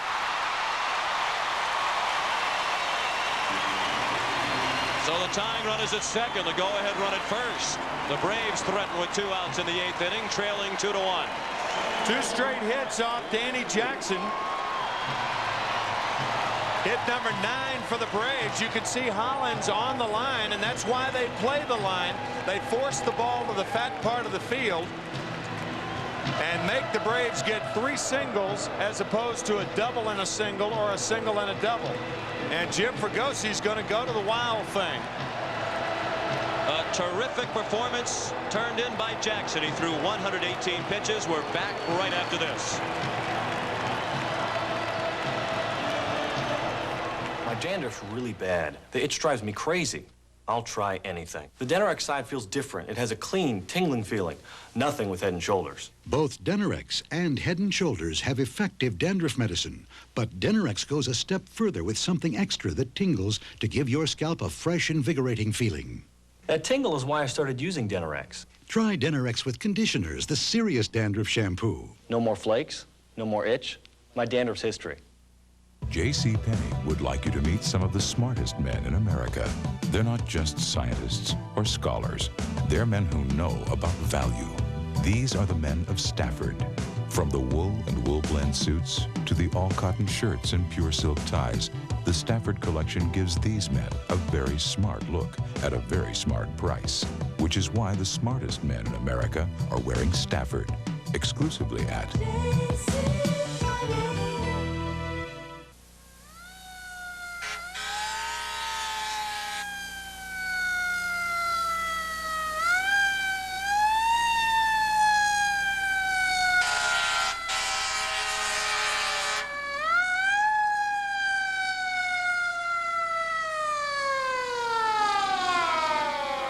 Engine 710 at Selma and Wilton. Stand by, 710.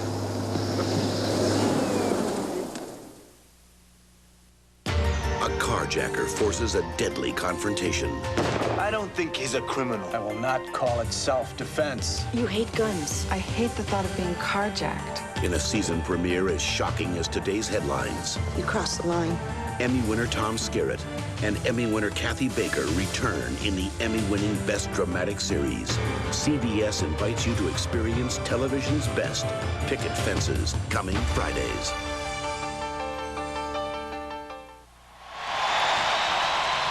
They call Mitch Williams Wild Thing for a reason. Jim Fregosi talked about watching Mitch pitch. I've got coaches that go up the runway and they won't watch. I've got starting pitchers that immediately when it comes to the game will go in a clubhouse. My use of Mitch Williams, he is the best closer that we have. He has done the job.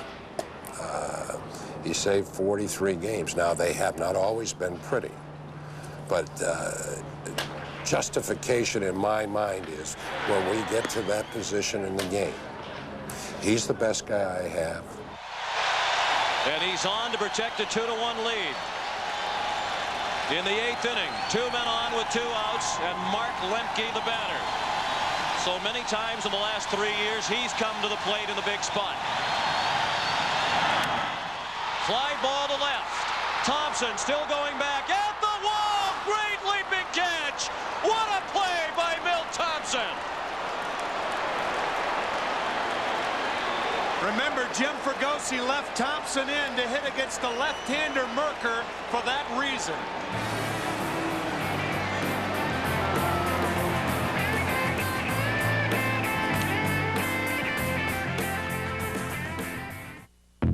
Since Toyota truck reliability and dependability are put to the test in America, Toyota said, build them here, too.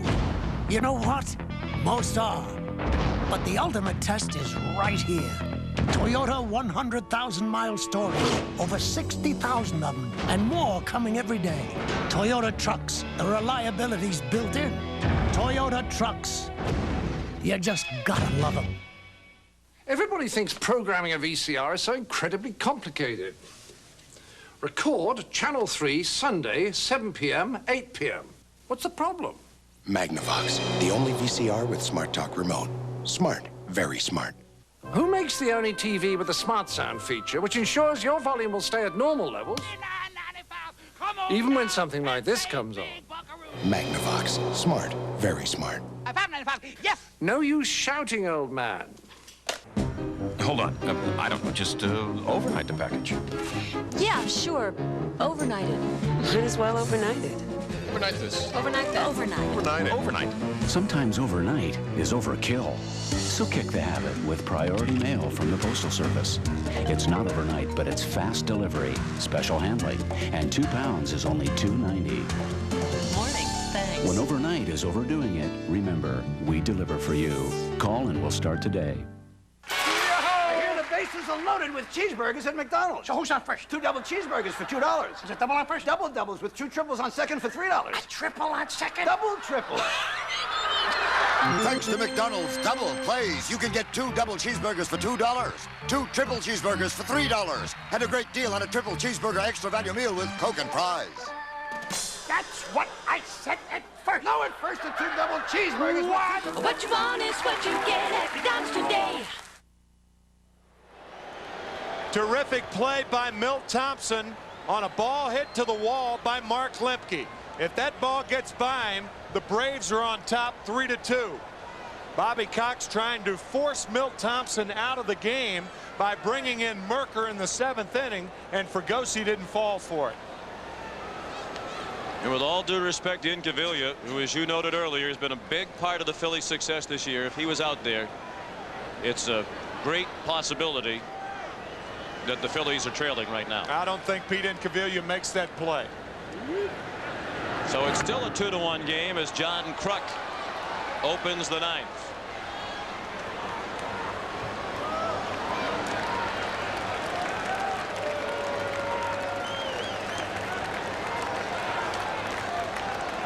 Oh for 4 is Kruk. He struck out 3 times against Smoltz and bounced to first. Wohlers struck out the side in the 8th. And he's ahead of John Kruk 0-2. Still not much from the heart of the order. Kruk had an excellent series coming into tonight. The struggles of Hollins and Dalton continue.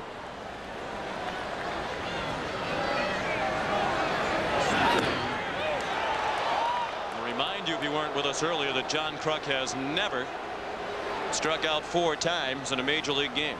He's whiffed 3 times tonight.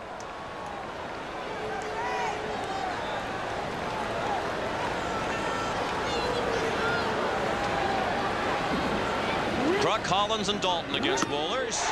And that's a first. 4 strikeouts in a game by John Kruk. And Wohlers has fanned all 4 men he has faced tonight. Atlanta pitchers have combined to strike out 14 Phillies.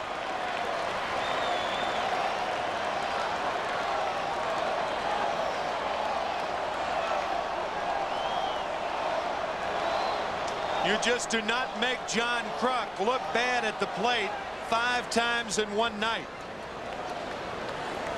John just overmatched with that fastball.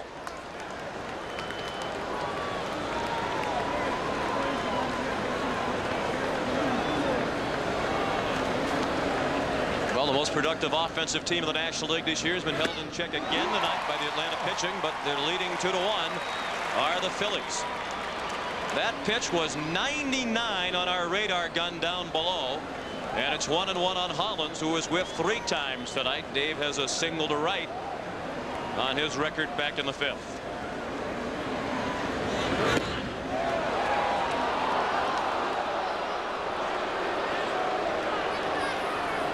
Must have been a changeup. That one was only 94.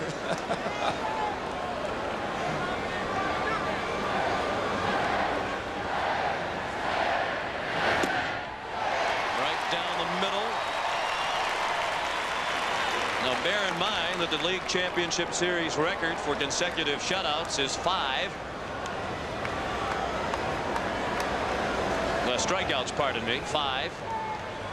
Set by Curt Schilling, opening game 1 of the series. Wohlers needs 1 strike for his 5th strikeout in a row. Hollins fought it off.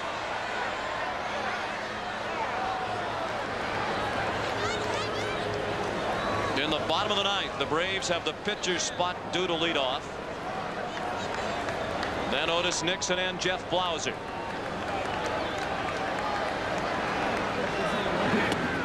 Breaking ball, Hollins laid off it. Another appeal check swing. This time Bruce Fleming said no swing, and it's 3-2. The Wohlers is so tough because you have to be ready for the fastball. You commit your swing, and then the breaking ball fools you. It almost fooled Hollins, but he's still alive. The payoff pitch. If you're a passenger, you can't be ready for the local and the express at the same time.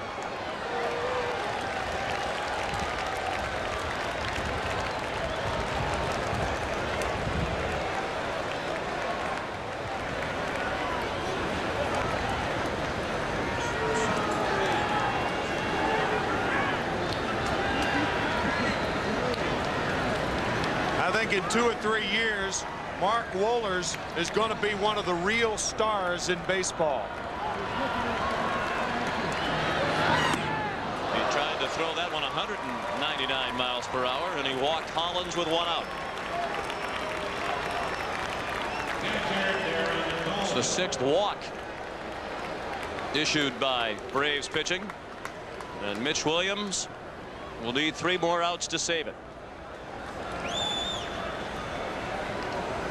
These 2 teams have combined to set a National League Championship Series record for men left on base by the 2 teams for 9-inning game. With 22, the Phillies have stranded 12, the Braves 10. In the American League record set by Toronto and Chicago this year in game 1, 25 men left on base.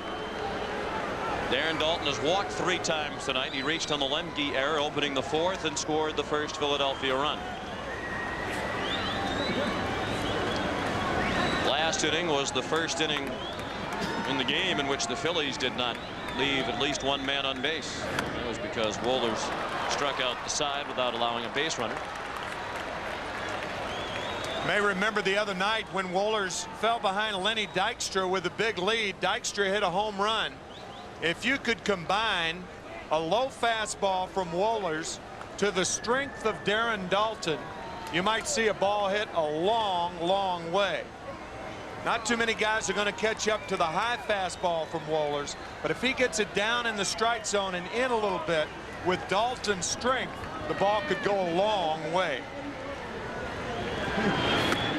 Well, that's how some of the Phillies were trying to console Tommy Green about Fred McGriff's mammoth home run. He said, hey, look at it from this standpoint. You have to throw awfully hard for a guy to hit it that far. Absolutely. Little consolation, however. And if the Phillies win this one, Tommy Green will definitely get another chance to redeem himself for the poor performance in game 2. All of a sudden, Wohlers can't find the strike zone. 3-0 on Dalton, who has already walked 3 times tonight. And the last time up, he was hitting 3-0, and I would imagine he'll be hitting here. The Phillies lead 2-1. They're looking for a pad run or 2 in the top of the 9th. That wasn't close. And that gets them stirring in the Atlanta bullpen. And it brings Leo Mazzoni to the mound. I would imagine Mike Stanton would be the pitcher up, because Jim Eisenreich, there's Stanton right there, Jay Howell joining him. But the guy that Bobby Cox will go to is Mike Stanton, because Eisenreich and Thompson are both left-handed hitters, and Fregosi is down to defense now. There is no thought of pinch hitting for Eisenreich and Thompson. So if Bobby Cox goes to a pitcher, it'll be the left-hander Stanton. Well, he probably doesn't have enough time to get Stanton ready for Eisenreich. But he might for Thompson, depending on the length of the at-bat by Eisenreich. So Wohlers struck out the first 4 men he faced tonight, and he has walked the last 2. Eisenreich 1 for 4, a single in the 7th. It was that hit that knocked Smoltz out of the ballgame.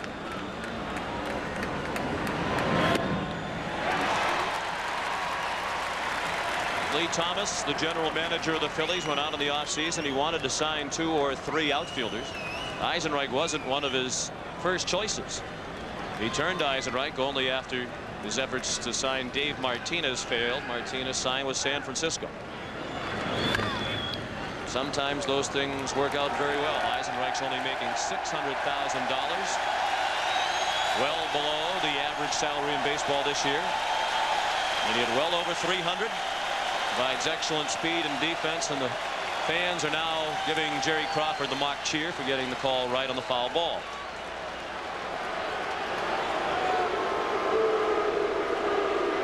But how quickly the cheers turn to boos. 0-2, the count on Eisenreich. Hollins at second, Dalton at first. 1 out, 9th inning, 2-1 Philadelphia. Mark Wohlers with the 0-2. Fouled back to the screen.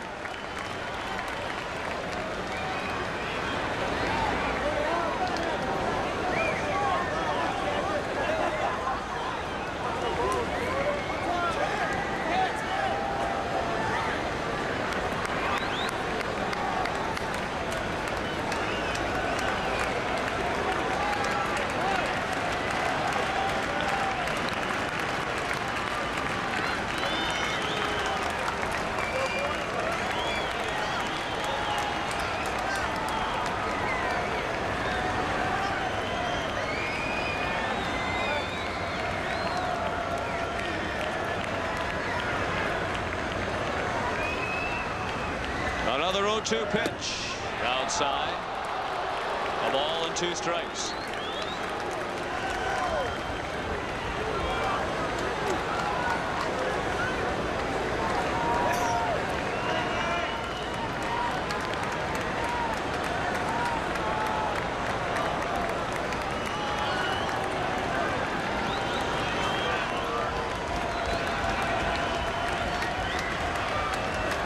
Now the 1-2 pitch.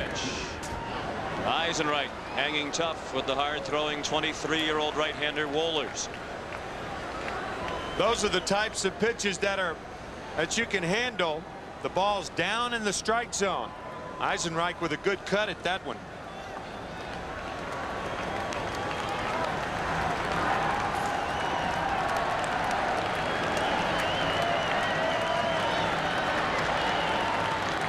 Two to 1 Philadelphia in the 9th inning of game 4. The Phillies need a win to draw even in the series. And Eisenreich strikes out. Every out recorded by Wohlers since he entered the ball game has been with the strikeout.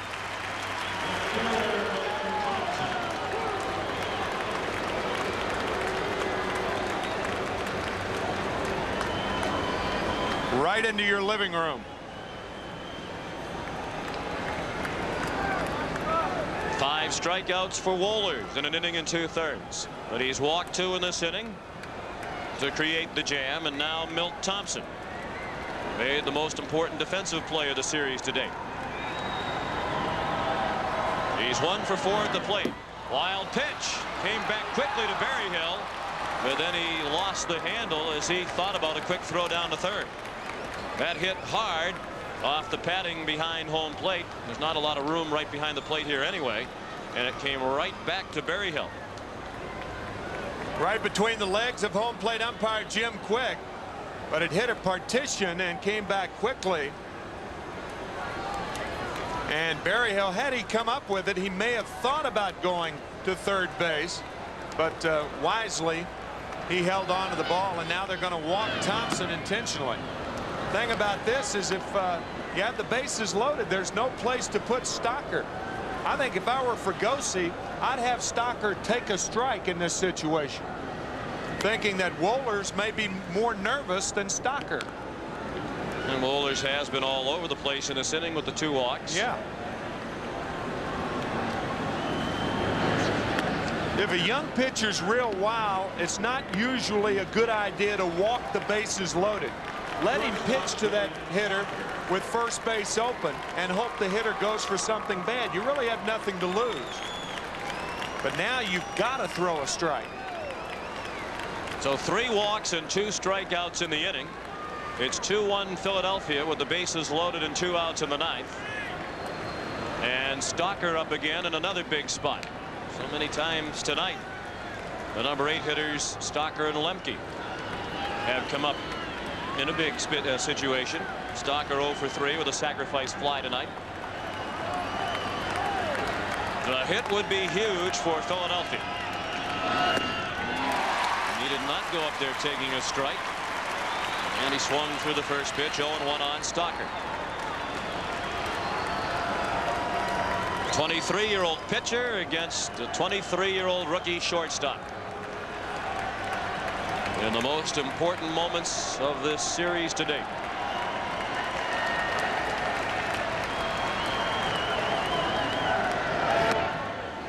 Low and in. The ball and a strike on Stocker. With Mitch Williams on deck.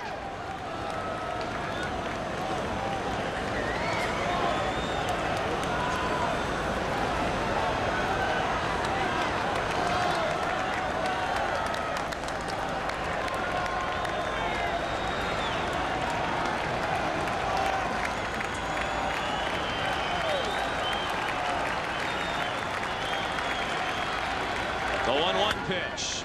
Slapped out at play to the left, and Wohlers is ahead 1-2.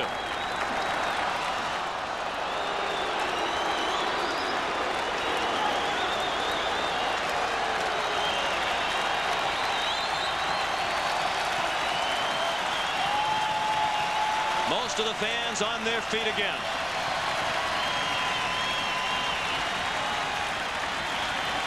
Wohlers struck out the side and got the Phillies 1-2-3 in the 8th.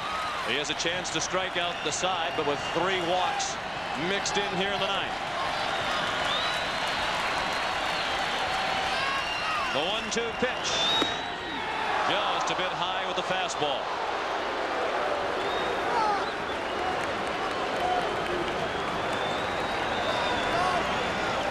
This is a big pitch right here with the count 2-2. If he misses with this pitch, then you're going to have 3-2, 2 outs, runners running.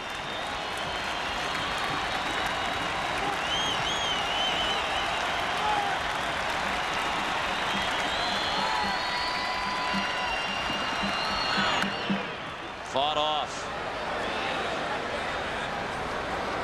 The big concern the Phillies had about Stocker when they called him up at midseason was he ready? Only 23 years old, limited time in the minors after 3 years at the University of Washington. From day one, he has demonstrated the poise to come through in just about every situation presented to him.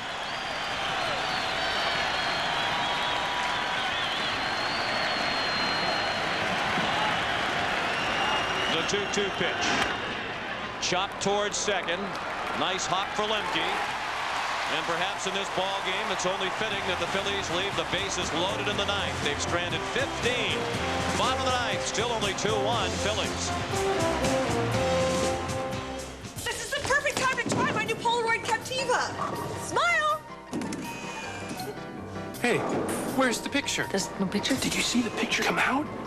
How can that be a Polaroid camera if there's no picture? It doesn't look like a Polaroid camera. It's not a Polaroid camera. Introducing the new Polaroid Captiva. It's sleek, it's stylish. Its pocket-sized pictures stay in a special compartment till you take them out, so you're free to shoot and shoot. Maybe if you shake it. Yeah, shake the camera. The new Polaroid Captiva. The pictures stay in till you take them out.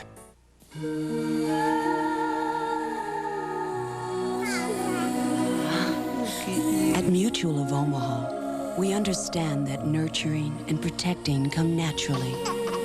So it's only natural that you want to provide for your family, even if your ability to provide is taken away. Mutual of Omaha, disability insurance to protect your changing world. Put your heart into it. Be tough. I am not going to pay a lot for this muffler. By George, I think he's got it. Don't be bullied into paying a lot for a muffler. Now more than ever at Meineke, you're not going to pay a lot, but you'll get a lot. I guarantee it. Having a real estate license doesn't necessarily mean that you know how to sell real estate. You have to understand people. There isn't anything any school could teach you to make you care about people. That's got to come from the heart. Century 21, rated most knowledgeable in real estate. What are the right questions to ask when buying home insurance? And we'll have the best recipes for your favorite foods. Tomorrow on CBS This Morning with Harry Smith and Paula Zahn. They were 9 ball players in need of a coach. What they got was a miracle. Somehow, he was sent to be our coach. They cleaned him up and fixed him up. But will his mysterious past... Am I in trouble being out here with you? keep all their dreams from coming true? Burt Reynolds. You're looking good, some of you. Reba McEntire, the man from left field, Friday. CBS Sports coverage of Game 4 of the National League Championship Series is brought to you by Toyota, reminding you to always buckle up. Do it for those who love you. Dr. Pepper and your local Dr. Pepper bottler. Dr. Pepper is just what the doctor ordered. And by Magnavox, the ingenious products from Magnavox. They're smart, very smart. And our thanks to the Goodyear Tire and Rubber Company and their aerial ambassador airship Stars and Stripes for all the great shots during tonight's coverage. And what a ball game this has been. 2-1 Philadelphia. Bottom of the ninth, Bill Pacoda batting for the pitcher Wohlers. And Williams was in with strike one. Pacoda batted in game 1 as a pinch hitter against Williams, leading off the ninth. And Williams walked him on 4 pitches. And Pacoda wound up scoring the game-tying run. That run set up when Kim Batiste threw the ball away. Jim Fregosi said after the game he would not hesitate to put Batiste back in for defensive purposes at third. And true to his word, Batiste is in for Hollins, protecting the 1-run lead in the bottom of the ninth. After the pinch hitter Pacoda, Williams scheduled to face Nixon and Blauser. Popped up and out of play.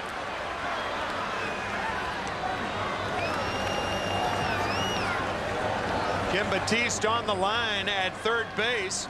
And I think with a right-handed batter up there with Williams, he throws that slider down and in. And I think it's particularly important to play a guy like Pacoda on the line, or any right-hander for that matter. Broken bat looper, and it falls.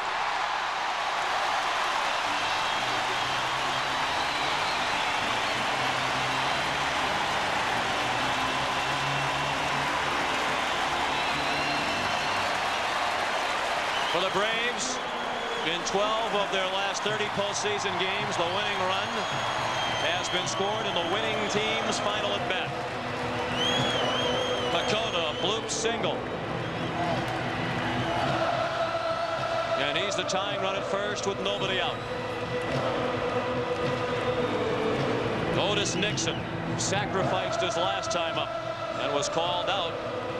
But he obviously beat John Kruk's throw to the covering Morandini. Bill Pacoda's got to watch out for Mitch Williams' move. It's the best in the National League. The bunt is popped up. Kruk couldn't get it. A great effort by Kruk. He wasn't very far from the home plate circle when he went into that dive and foul ground, and he just missed it. One of the reasons he didn't have as good a jump as he normally would have is because of Mitch Williams and the move that he has to first. He has to stay back a split second later than he would normally do because of that move to first, and possibly because of that he misses the ball by inches.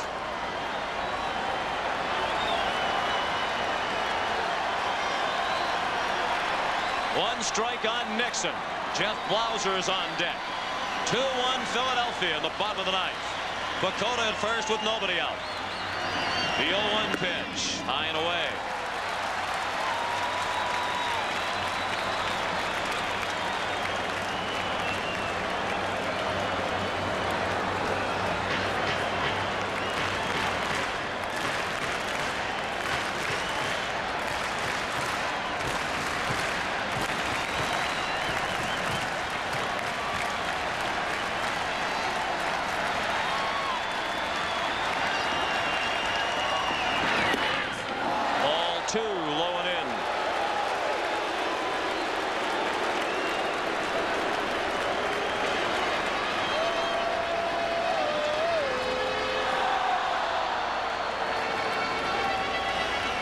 Is there any chance of Bobby Cox changing up and going away from a bunt? I don't think so. I think you play it straight up in this situation with Blauser and Gant coming up against Williams.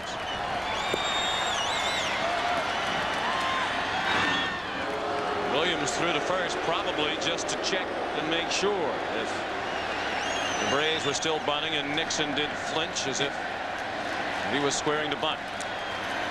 Pitchers will throw to first base. They try to get a reaction out of the hitter. Sometimes they'll step off to do that.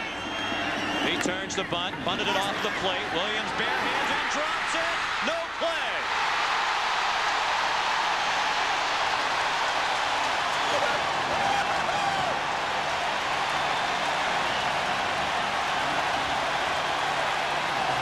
Why the bare hand? He had plenty of time to get Nixon. Catch it in the glove, throw to first. The Phillies have botched up 2 sacrifice attempts, one by John Kruk, and now this one by Williams. The first one they got away with, but not this one. The only reason for the bare hand is that he was probably thinking about a play at second base. Yeah, but that's that thought again. When a team is bunting to tie in the late innings, make sure of one. That's pounded into infielders' heads, into catchers' heads from day one. Credit Nixon with a sacrifice. Charge Williams with an error, allowing Nixon to reach the first Philadelphia error of the ball game. And now the tying run is at second, and the winning run at first, with nobody out in the 9th inning, and Jeff Blauser coming up. Blauser sacrificed 5 times this year. Ron Gant is on deck. What Blauser wants to do is to try to get the third baseman to feel the ball, to have him charge in away from the bag to get the runners over to third and second.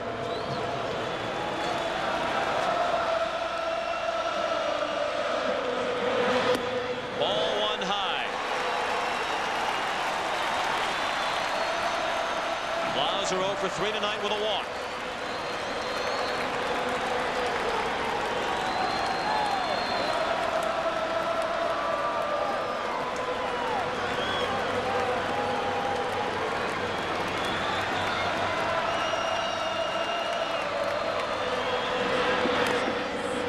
Foul.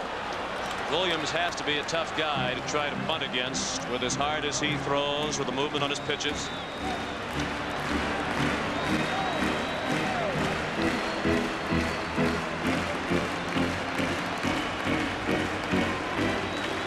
He was obviously very agitated, undoubtedly with himself, when Fregosi was at the mound. You could see Fregosi trying to calm him down.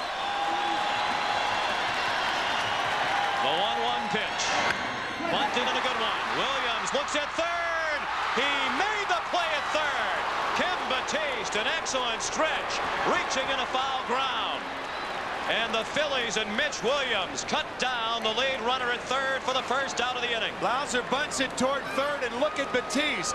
He decides right away to get back to third, try for the force. And a brilliant play by Mitch Williams to get Pacoda at third, and an equally fine play by Batiste. Williams throwing the ball awfully hard, and he's only 75 feet away when he made the play. Batiste decided, he went back, took the chance, and Blauser didn't bunt it hard enough past Williams. Terrific stretch by Batiste. Yeah, that's a situation where a third baseman became a first baseman. Now Ron Gant, that's why they called him Mr. Clutch. That was the title of the article about him in Sports Illustrated late in the year. Led the majors in game-winning runs batted in. He's 0 for 4 tonight. He has struck out his last 2 times up. Runners at first and second. Now 1 out. Bottom of the ninth. The Phillies 2, the Braves 1. The runner at second, too, is Otis Nixon, who had 47 stolen bases. Morandini playing close to second, keeping Nixon close. But on any hit to the outfield, Nixon's going to score. The Phillies outfield playing very deep, trying to guard against an extra base hit. Yeah, you have to for Gant anyway. Gant 0 for 6 in his career against Williams. Up the middle right, and Morandini steps on the bag for 1. This series is even at 2 wins apiece.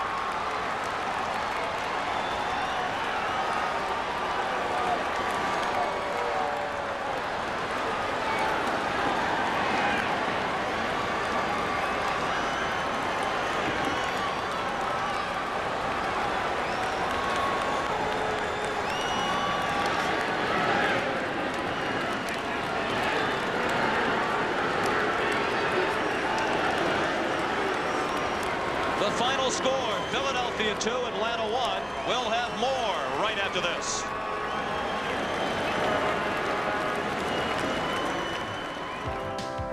The eyes of America. 86. Since 1989. Since 1973. Since 1988. I like my harmonica. I never leave home without it. American Express is welcomed at the Hall of Fame and anywhere else people go to dream.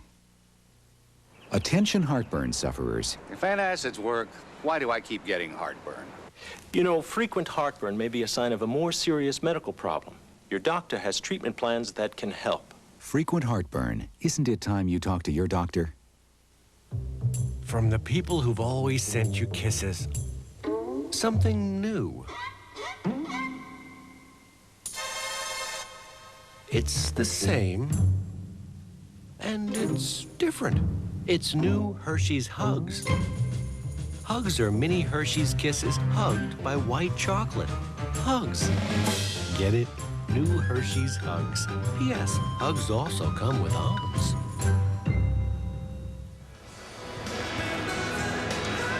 Two-1 the final. The Chevrolet player of the game is Danny Jackson. He got the win. He went 7 2/3 innings for the victory, and he drove in the game-winning run with his only hit ever in the postseason. That came in the 4th. Chevrolet will donate $1,000 in Danny's name to the Special Olympics. Here's Jim Gray with Danny Jackson. All right, Sean, thank you very much. Great pitching performance tonight, but you drove in the winning run. That's got to be unexpected. Yeah, it really was. He just threw the ball right where my bat was swinging, and I was able to get the run in. But I was more happy with the way I pitched tonight and be able to get out a couple of jams there, keep my team back in the game where we can bring it back to Philadelphia and start playing there and bring it home now. Tomorrow, just come out here and try to win a game tomorrow against Steve Avery, another tough pitcher. So, and we got Schilling, who's been tough. So. Danny, did Mitch Williams make you a little bit nervous there? Well, you know, that one blue pit by Pacoda was a good pitch, and then the one play with Otis Nixon, he tried to throw it to second. I knew it's what it was in his mind because he's pretty good about feeling it with the bare hand and throwing it, but obviously he didn't get that done. But he made a great play on Blauser's ball, and Kim Batiste made a great play because the throw was off a little bit. So that it all turned out for the good, and that's all we worry about. Thanks, Dan. You can smile now. Game's over. Yeah. Congratulations. Let's go back upstairs to Sean. Once again, the final score, Philadelphia 2, Atlanta 1. 26 men left on base. More after this. Introducing a cereal from Kellogg's.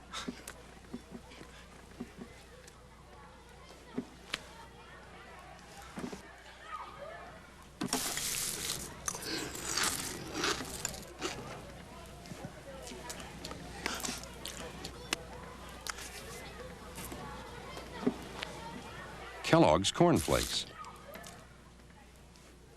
Taste them again for the first time. More Americans trust Napa for everything they need to keep their vehicles running and to help them save, too. Pick up these halogen headlights as low as $4.99.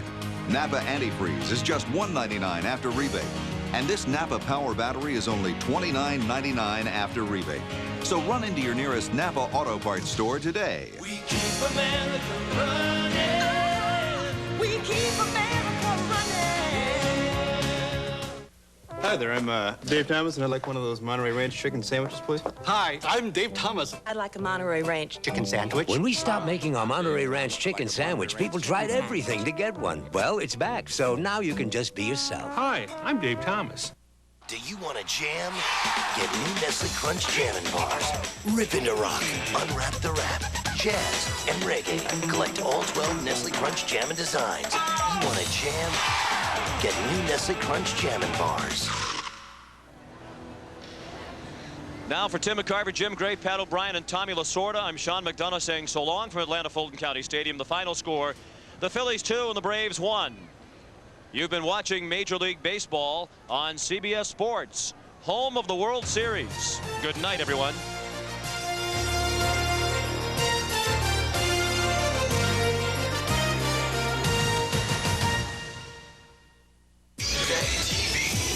Love this place!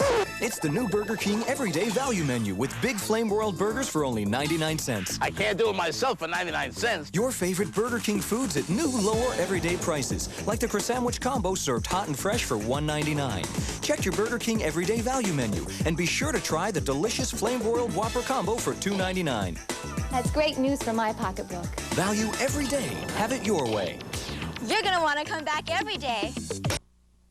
If you thought 1993 was a good year at your Quality Plus Ford dealer, we've got even more for 94. Now, every #1 selling Ford F-150 has a driver's side airbag standard. Plus, the #1 selling compact pickup is even better. Check out the new Ranger Splash Super Cab 4x4. And this year, every Ford car and truck comes with 24-hour roadside assistance. So expect more for 94 on America's #1 cars and trucks. But there's still time to get a great deal on a 93 Ford car and truck in stock.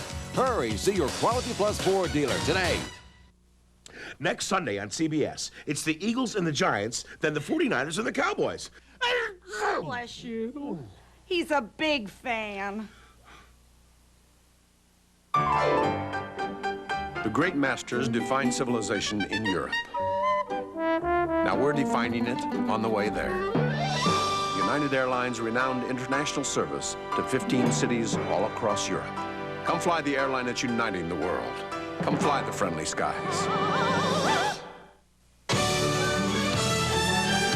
When you look for champions, you look to CBS Sports. This is CBS. A year ago, AT&T Special Country Savings was born. Now to celebrate its first birthday, we're giving you even more savings on international calls. Double the savings on Saturdays in October and November. And not just to 1 or 2 numbers, but to everyone you want to call in the international country of your choice. 30% off with AT&T. Call now to sign up and enjoy a birthday gift from us to your favorite country. As governor, I'm going to cut your taxes. Here's what editorials say about Christy Todd Whitman's tax plan. A half-baked plan that lacks credibility. Irresponsible. Wildly irresponsible. The plan doesn't measure up. It isn't believable. Voodoo economics. It's a fraud. So ridiculous we doubt she believes it herself. Perpetrated by a desperate candidate whose lack of credentials have become increasingly apparent. The car, the lease, the monthly payment, the term, the drive-out cost, and, of course, the legalese. Why it's called legalese, we have no idea. There's nothing easy about reading this. It is, however, very easy to lease the GS. The place to do it? Your New Jersey, Delaware, and Pennsylvania area Lexus dealer. WCAU-TV Philadelphia. Now, Janet Zapala, Gene Crane Weather, and Bruce Casella Sports. This is Channel 10 News. Hello, I'm Janet Zapala. Our top story this hour, they had to do it, and they did tonight. An important victory for the Phillies. A loss would have put them in a must-win situation tomorrow. This is the play that gave them the 2-1 victory over the Braves tonight. The series now tied 2-2, heading into Game 5 in Atlanta tomorrow. And here at home, fans are up. They're confident. They love their Phils. Steve Levy talked with some today. And I hope they can bring it back to Philadelphia to finish out the season. Take the pennant and all, right here in Philadelphia. Philadelphia fans long have had a reputation for having an attitude, and it was clearly evident at 3 locations where they watched tonight. The series, it will be the Phillies in 7 games. You can make book on it, absolutely. It's going to go 7 games. We're going to be 2 runs down in the 9th, and John Kruk's going to hit a 3-run homer. You're positive? Definitely. I have confidence in the Phillies, and I think we're going to do it. For sure? For sure. For sure, why not? They're cute, they try, they chew, they spit. Atlanta's made this a matter of civic pride. They were not all Southern ladies and gentlemen. Did you hear what they called our Phillies players? They said that our Phillies players are fat and they're ugly and they're crude. And you guys went to college in Atlanta, right? Yes, we did. Why did they call our players names like that? Because the people in Atlanta are very trim, they're fit. I would say they're ugly and crude, but they're cute that way, right? I think it was a little harsh. I really do. I think they should just put that tomahawk chop away. One thing was clear. No one is jumping off this Phillies bandwagon. It took too long for the Phils to make these playoffs. They got to come back to Philadelphia. Almost all the fans we talked to are sure they will. Steve Levy, Channel 10 News. Absolutely. And Channel 10's Siani Lee is in Atlanta tonight, where she's been spending time with the fans. How are they faring down there, Siani? Absolutely thrilled, Janet. Talk about a cliffhanger of a game. It was a thrilling finish to Game 4 today. And we just knew that the Phillies were going to be able to pull it off. They've got staying power for sure. And to give me her reaction to the game is Ruth Ann McGrath from Collindale, Pennsylvania. What'd you think in the bottom of the 9th? It was very exciting. 2 men on with Gann up to base. We were, as you know, holding our breath. That's right. Did you ever lose the faith today? Never. Phillies don't give up. All right. We're going to see you back here again tomorrow, along with the rest of the fans here. We are keeping the faith. And there are other signs that things are turning around for the Phillies. We went out looking out for some inspirational signs and found it in Southwest Atlanta.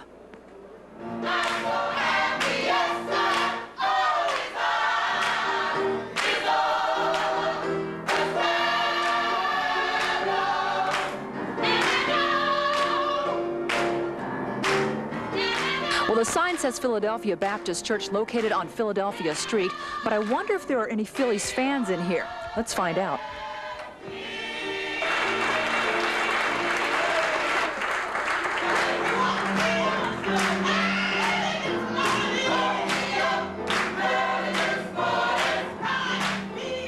This sure feels and sounds like the city of brotherly love. But even in Atlanta, the founders of this 118-year-old church knew there was something special about the word Philadelphia. They decided to name the church Philadelphia. And I assume, now I love to hear this preach about this verse in Revelation where they said Philadelphia, we find no fault in you.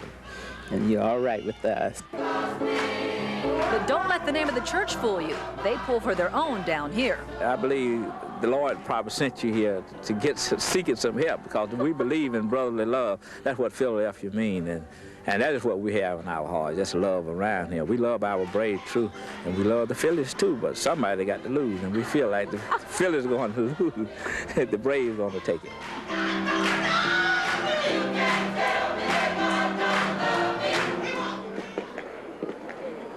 Sounds good. If that doesn't make you feel good, I don't know what does. A fabulous finish to a great game today. We're going to be here looking for the next win from the Phillies. Live in Atlanta, I'm Siani Lee, Channel 10 News. Back to you, Janet. I don't know about you, Siani, but I am frazzled.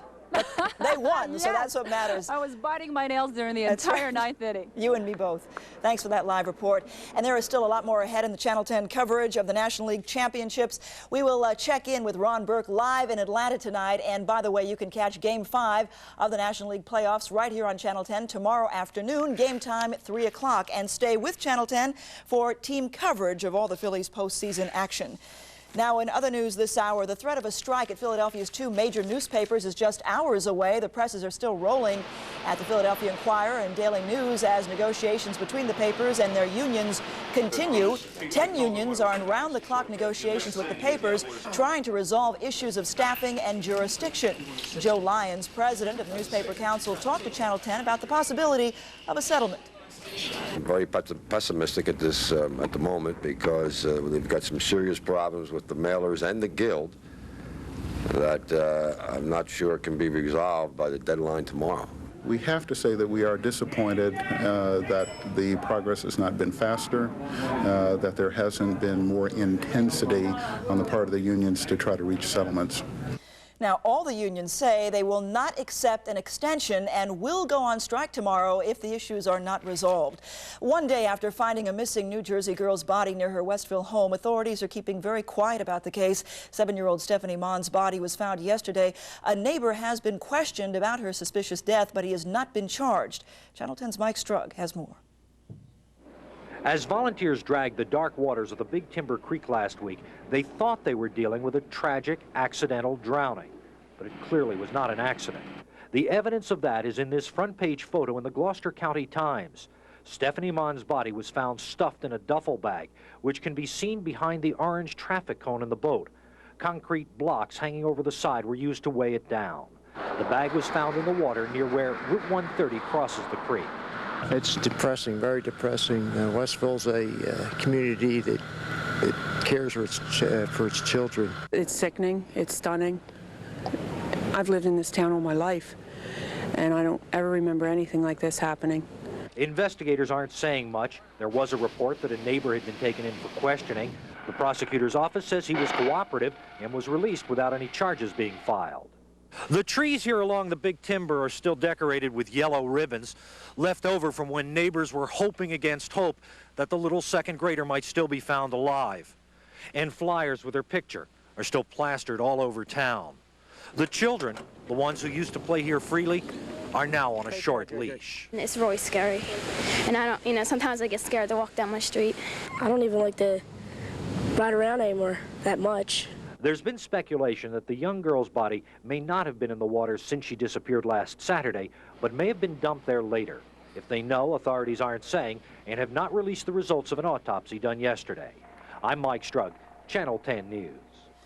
Robbery is believed to be the motive in a shooting which killed one teen and left another fighting for his life. It happened in West Philadelphia, here at 58th and Washington. 16-year-old Carrie Flood died at the scene about 3 o'clock this morning. Another teen is listed in critical condition tonight. So far, no arrests in the case.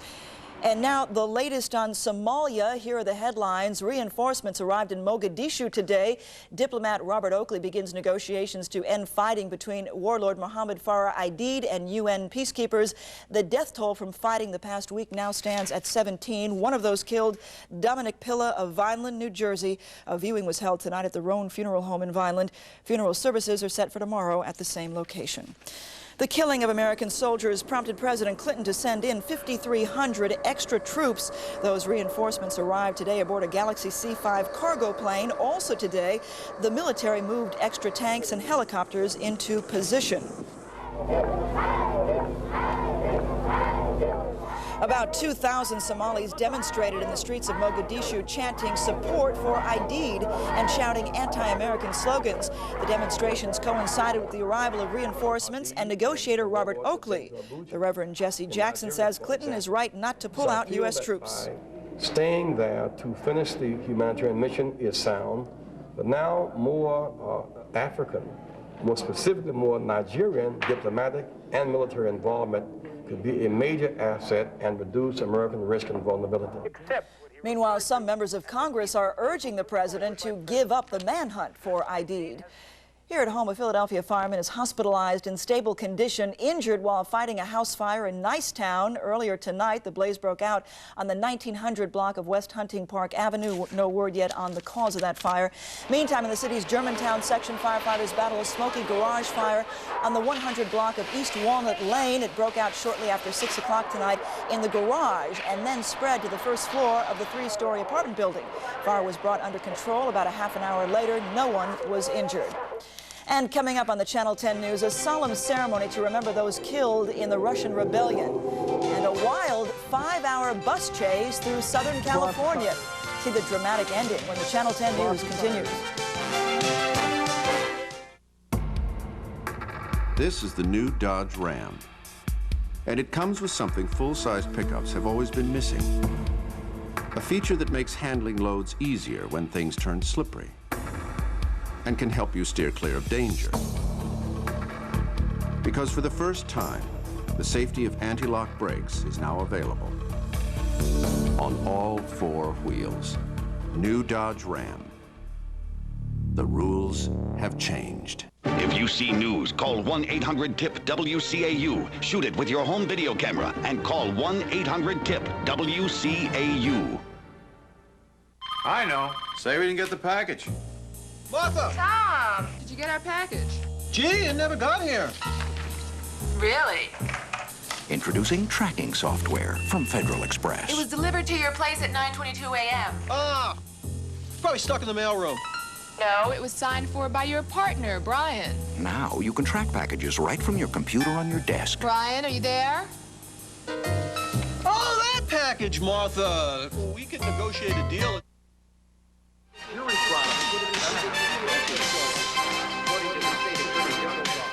In news around the world tonight, services held in Russia to remember those killed in last week's bloody revolt. More than 140 people died in clashes between troops loyal to Russian President Boris Yeltsin and hardliners opposed to his dissolving parliament. Today, churchgoers lit candles in memory of those who died. Yeltsin put down the 2-day uprising by ordering troops to pound the parliament building with artillery fire. A tragic accident in South Korea. Authorities say more than 120 people are dead or missing after a ferry capsized. Rescue crews were able to save 70 people from the rough seas. The ferry was on a day-long fishing trip.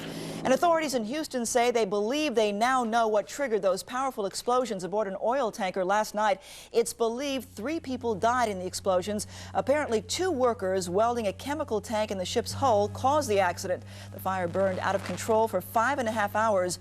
Today, you can see where the blast peeled a portion of the deck back like a sardine can. Oil containment booms are in place to prevent environmental damage. And tonight, a California man is facing charges of commandeering a bus and leading police on a wild 5-hour chase. Police say the suspect stole a charter bus in San Diego and raced north, dodging highway patrol officers along the way. You can see sparks flying from the wheels after police shot out the tires. He's smashing into patrol units. He's crushing them. He's backing up again. He's shooting at there's shots right into a house. He smashed the bus. The chase finally ended in Los Angeles. 2 police officers suffered injuries when the suspect rammed their cars. And still ahead on the Channel 10 News, a lot of fun in downtown today as dozens showed how much they love a parade. And coming up next, Gene Crane in the Weather Center working on the forecast for the new week. All that and more when the Channel 10 News continues. Don't miss Levitt's big Columbus Day sale, now through Monday. Choose Bassett Posture Rest Deluxe Bedding. Any size. Twin, full, queen, or king. Only $99 each piece. That's all. Kings and queens must be purchased as sets. But only $99 each piece. Plus, you pay no money down with no